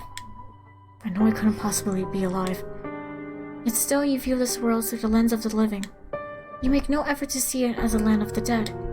Tell me, why would you think that the realm of the living and dead are the same? Though the worlds behind each door were so vibrant, the mansion itself never had any color. They were the memories of the past, of the land of the living, of times forever lost to us. Our lives have already come to an end, my dear. Every last soul within these walls is dead. This is the world that lies beyond the end. It is my world. This is the afterlife. Why get caught up in the minite? Fuck. None of us have a future, so what reason is there for you to so desperately... None of us have a future. What? None of us has a future, so what reason is there for you to desperately obsess over taking Giselle back? Just like you, she's long since dead. She's a walking corpse. It's nothing I didn't already know, but hearing her say it, it's like a kick to the gut. Dead or alive, she still lives on within this house, and my spirit found its way back too. Why then should I not wish for it to have a future? No matter what form it may take, no matter if my choices erase her from this world entirely. Having seen what lies beyond the door in her heart, what happened in all those hundreds of years, I could never let her remain here with you, trapped in this world, bereft of light, drifting aimlessly for all eternity. So determined you feel the need to raise your voice, but you're not going to budge on that point, I see. I ask you this again, Morgana. Please tell me about yourself. How did you become a witch? How did you end up attached to this house? I want to hear your story. You honestly want to know about me? I do now, yes. But not for me. For her, right? Don't be shy now. Don't be shy. It's the truth, isn't it? Besides, if you did say it was for me, not her, I might die of laughter. As you wish. You have seen many tales of people's lives since arriving here, and now you shall see mine. Though I ask you this, will you arise in despair with me? Will you endure maddening agony for me? Will you know pain enough to make you howl? Will you face despair again and again and again? As I said before, if that is what you want from me, let me tell you something though, my dear. It will not be as easy to watch as you imagine. Now that you've reclaimed yourself, you will be able to feel all my pain as if it were your own, to resonate with it. Resonate with it? You no longer have your little guardian with you either. My guardian.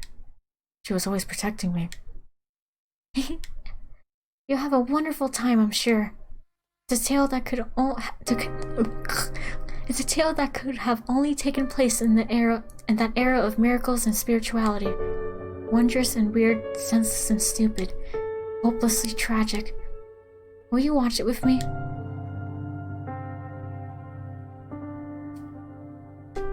As soon as the final word leaves her mouth, I'm engulfed in darkness, not even given a moment to brace myself. The tower's stairs crumble beneath me. My feet have nowhere to go.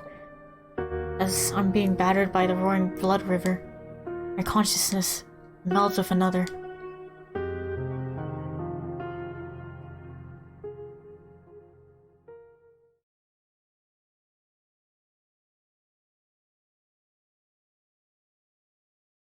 I carry within me the child of God. That is where it all began. The words of one foolish woman determined the course of my entire life. Before I was even born, my fate was decided. Did her claim come from faith? Was it her way of escaping reality? Did she do it for money or fame? I don't know. I've been visited by an angel of the Lord. The village where she lived had suffered from years of poor harvest. It had been months since the last rain, and all the villagers prayed desperately to be blessed with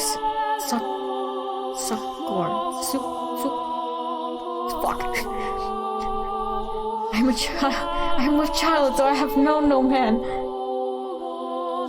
She proclaimed the pregnant woman in the midst. So proclaimed the pregnant woman in the midst of the drought. On the day of my birth, the very moment I let out my first cry, a heavy rain fell down upon the village. The storm quenched the parched earth, nourishing the crops and saving the village. The villagers were astounded, for they had thought the drought would never end.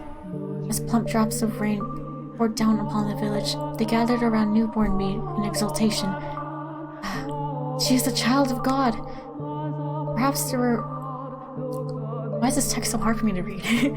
Perhaps there would be more wonder in claiming I had magical powers. Perhaps it would make a better story if I were to say there were higher forces involved. But all these years later, here's what I truly think. It was nothing more than a fluke, an improbable stroke of luck, an unbelievably fortunate accident for my mother in the village, and an indescribably unfortunate accident for myself. I'm with child, though I have known no man? As if that's even possible. Maybe she had fooled around with a man who had gone and abandoned her. and she spouted those lies to convince herself it had never happened. None of the village men had made any claim to be my father. Perhaps he was someone else's husband, and as such, he couldn't reveal himself, as adultery is a sin in the eyes of God. The girl they were praising as a child of God was indeed not more than an ordinary daughter of a wretched woman. At the time, though, thought differently. I believed my mother's words, convinced I was a saint, and it gave me a sense of duty, of purpose, rather than superiority. As the daughter of God, I believed it was my responsibility to help anyone in need. So every day I prayed. I asked my father what I could do, what I was meant to do. Not everyone is equally good, however. There will always be someone who lends their ear to the devil's whispers. One man claimed I was the daughter of a charlatan. Charlatan? Charlatan, fuck. It's just me not knowing how to pronounce the word. Fuck.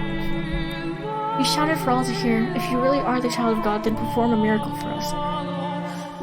Could he have been any more unreasonable? Miracles are neither magic nor parlor tricks. They are realized through the power of faith. A lowly villager has no place demanding God prove his own divinity. It is the height of arrogance. The man refused to heed my words. So, having no other choice, I contemplated what I could do to show him I was, indeed, a saint. Blood was the spark of my inspiration. Michelle, the time when I lived and the time when you lived were not so different. Our views and beliefs about the world are very much the same. So you should understand that in our time, blood was seen as unclean. It was a dreadful thing, ridden with diseases, which is why we drained the blood from animals and purified the flesh before consuming it. Being a saint, my blood would have been different. Like the blood of the saints who came before me, mine would be blessed. I believed it would be able to cleanse people's impurities. For my demonstration, I chose an elderly woman afflicted with a terrible disease. She was on her deathbed, and no one thought she would live for longer than another day or two. The woman was overjoyed when I came to visit her. Sincerely believing me to be a holy servant of the Lord, she gathered all the strength she could muster to climb from her bed and kiss my feet. I felt an intensely deep love for this woman. Placing my hands upon her cheeks, I said with all the kindness in my heart, "My beloved sister, partake of my blood." The woman agreed without a glimpse of hesitation, and so I pricked the tip of my finger with a knife and let the blood drip into her mouth. Within 3 days, her health had improved enough for her to get out of bed unassisted. Saying that, no one in the village doubted my powers any longer. In fact, the man who had accused me of being the daughter of a charlatan was subsequently punished for his sins. He received much-deserved retribution for challenging the daughter of God, for mocking her. But of course, being a saint, I forgave that man. He, in return, repented and changed his ways, worshipping me as a true child of God.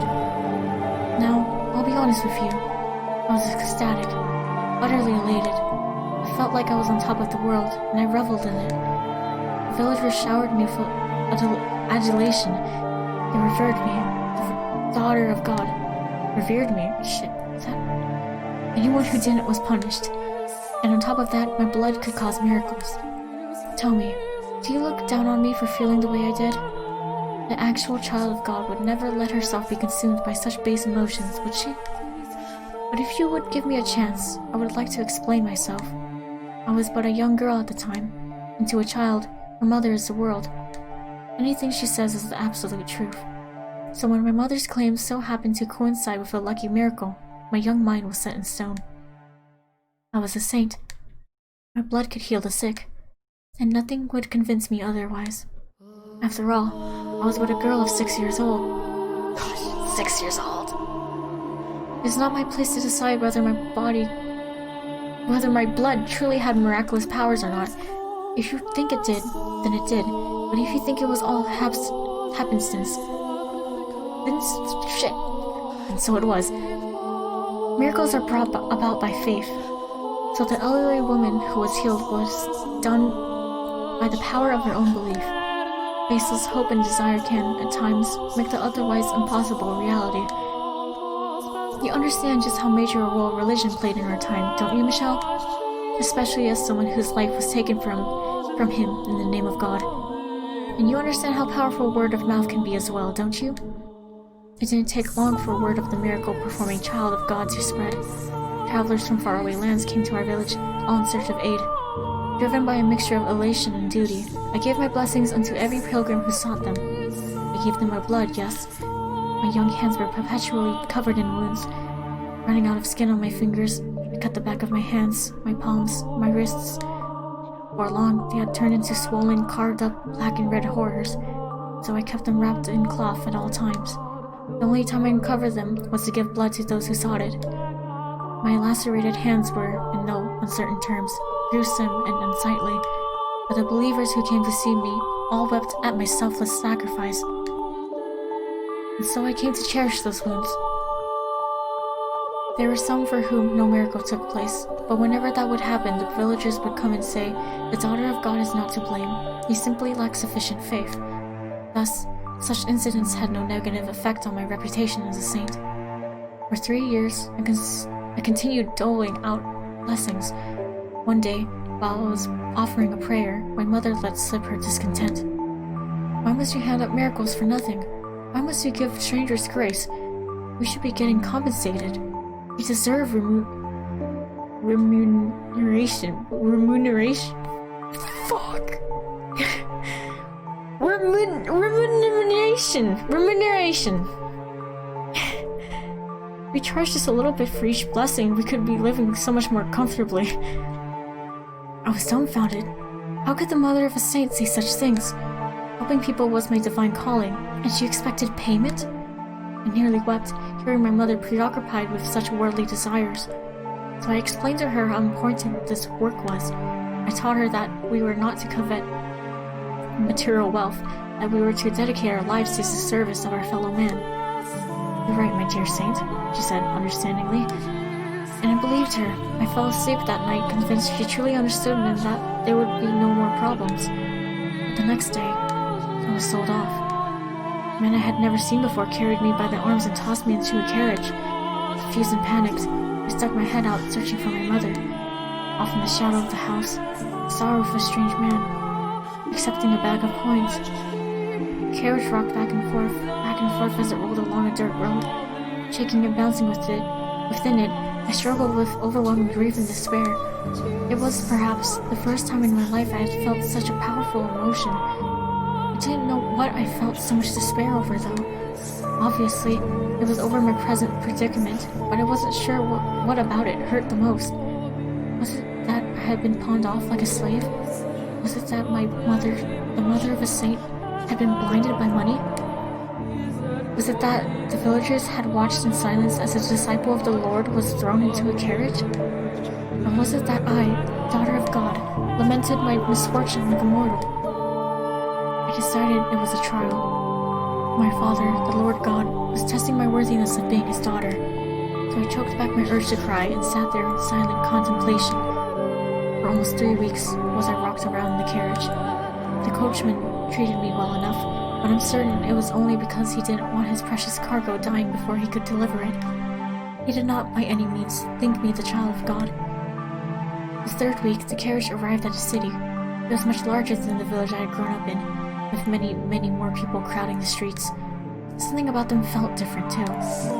They all spoke in a tongue foreign to me, which is when I realized I was far, far away from home. I was delivered to the lavishly decorated mansion of the region's lord. Brightly colored flowers bloomed wildly in the garden as guests laughed and ate extravagant meals. And in addition to them, there were probably 4 times as many slaves moving about the grounds. I believe so. Yeah. Or wait, I don't know. Just know she's young. Getting a range of looks from everyone we passed, this from smartly dressed men to scrawny, emaciated servants, I was led to the Lord's chambers. Yeah. I'm not sure how long she did the saint thing this time. It took...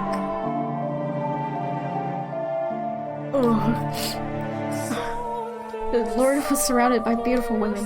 Perhaps they were slaves, or perhaps they were prostitutes. I couldn't tell. Among them were some girls hardly older than me. They all wore thin swathes of cloth, barely covering themselves at all. The Lord looked me up and down, and with a laugh he said, Welcome, daughter of God. You'll be performing miracles for me now. Miracles are not something to be performed for one person's benefit, I replied, shocked and furious. He had just said something so utterly blasphemous. In response, he said, I bought you. You are my property. You have no right to an opinion. I would not have any of it. I entreated him to give up his indulgent lifestyle and devote him to the service of the Lord. But the more I pleaded, the deeper the creases on his face grew. Thinking back on it now, it was hardly surprising. A 9-year-old girl, yep, she's 9, okay, was scolding the most powerful man in the region. I believed it was my duty, and that I was only doing what was right. But he surely saw it as an incredible arrogance. So the Lord forced his will upon me. He bound my hands and feet and cut me without my permission, filling a goblet with my blood and passing it around to his guests. Saint's blood and good fortune to all! That was when I realized the Lord was only interested in the approval of others. He reveled in their envy as he pranced about, showing off his curious new toy. He didn't need my miracles. Neither he nor any of his guests were afflicted with disease or misfortune. They were all richly blessed. Every time he threw a banquet, he drained me of my blood. It became nearly impossible to find a spot on either of my arms that wasn't a swollen reddish-black gash. And soon, because my arms weren't providing enough blood for him, the cutting spread to my legs. I lived in a haze of half-consciousness. Honestly, I'm amazed it didn't kill me, though. Perhaps the Lord was simply taking care not to take more than my body could spare. Watching the wealthy partygoers laugh and sip my blood through bleary eyes, another wave of despair came over me. My miracles, my blood, were not meant to be an appetizer at a feast. They were meant for the sick and the poor. But despite my wishes, the Lord persisted to squeeze me dry day in and day out for his own enjoyment. For a while, I was convinced it was all God's test. That it was part of his plan for me, his daughter. That if I could make it through this trial, I would be allowed to go back to helping people. That man would celebrate my success, envy me, worship me. That sinners would face punishment. That divine retribution would be delivered unto all who had wronged me, a saint. With each passing day, my spirit grew more twisted. Would anyone have believed that scarred and bloodied girl tied up on the floor in the banquet hall was a saint? Unlikely. This was no charitable gathering, but an unholy Sabbath. Perhaps it was caused by my own corrupted spirit. Perhaps it was my heart's way of crying for help. Or perhaps it was the devil giving me my witch's mark. But no matter what the cause, during one of the bloody banquets, I underwent a transformation. I was half-conscious, as usual, when one of the guests pointed at me and shouted something. His face went pale, as if he were afraid, which I found quite curious. The Lord then approached me, grabbing me by the hair and lifting my head. He yelled something, but I was too far gone to be able to make out what he was saying. Suddenly, I found myself released from my bonds, and my body had grown so weak from being tied up for so long, I didn't have the strength to hold myself up, and so I collapsed to the floor. I was still trying to figure out what was happening when the Lord drew a sword, raising it up high above his head. His words in that moment reached me with perfect clarity. "You are damned witch wearing a saint's skin." Witch? How is he calling me a witch? I was the holy daughter of God. I had certainly never made a pact with the devil. What could have given him that idea? What was in store for me now? Had God performed some kind of miracle for him? Dozens of thoughts and questions floated through my mind as death hung over me. I couldn't comprehend anything, and so I didn't feel any fear or anger at any impending death. I was simply curious. What had happened to me? But before I had a chance to find that answer, the Lord swung down his blade.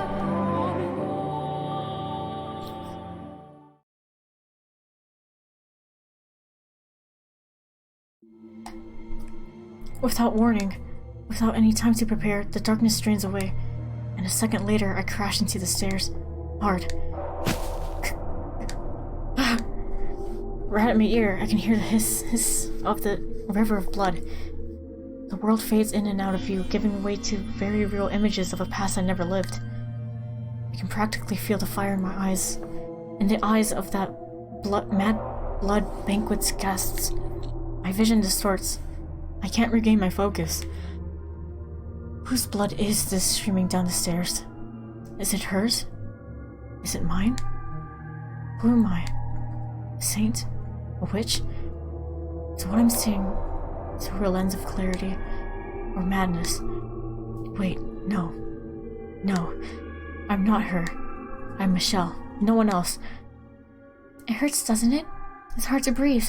Your chest is on fire. Your vision is blurry. It's dark. It's lonely. It's scary. It's frustrating. It's disheartening. It's exasperating. Isn't it? What you're feeling is exactly the pain I felt. I reach my hand out in a plea for help, which is when I see something I can hardly believe. Whoa. Both of my arms are covered in gashes, blood flowing from them without end. The raw flesh beneath my skin has been exposed to the open air. All I can bring myself to do is scream. That pain, her horrible past, is doing everything in its power to break me. That 9-year-old girl's sickening experiences are twisting and constricting and crushing me. Why is this happening to you? Are you really that slow, my dear? You're empathizing with my pain. You're just that kind-hearted, Michelle. You said you wouldn't give up, didn't you? That you would make your way to me. And surely this won't be enough to do you in. Of course it won't. Mustering up every last bit of strength I can, I begin crawling up the stairs. The red river beats against my open wounds, stinging painfully. The simple act of lifting an arm or a leg is almost unbearably agonizing. The blood dripping from my lacerated arms mixes with the blood already soaking the tower. So this is the pain Morgana suffered? Do you despise everyone, Morgana?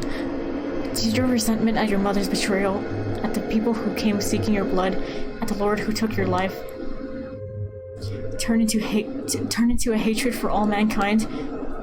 Your perception of me is so incorrect, Michelle.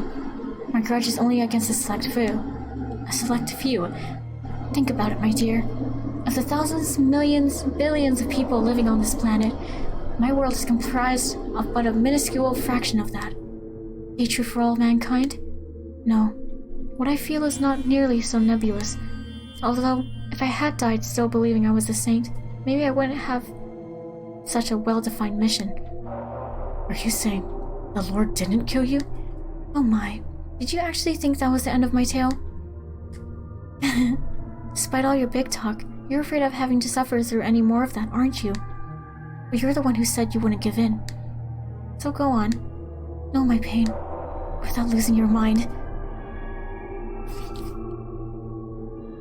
Ooh, that's a place to stop. That's just one little step into Morgana's pain. That's enough pain for tonight. There's a lot more. Ooh, so much pain. But woo, is that a session of reading? Oh. Time for shower. Time for serotonin. No more pain. It's hot. Yeah, before I start every stream, I take a shower because. Oh yeah, understandable. Well, see you guys tomorrow at 8 again, unless things happen. I don't know, but 8 again. Woo! Pain, yeah, pain. Hopefully we can get through all of Morgana's tomorrow. Ooh. Ooh, okay. Bye-bye! Thank you for coming and watching and not hearing me mispronounce words.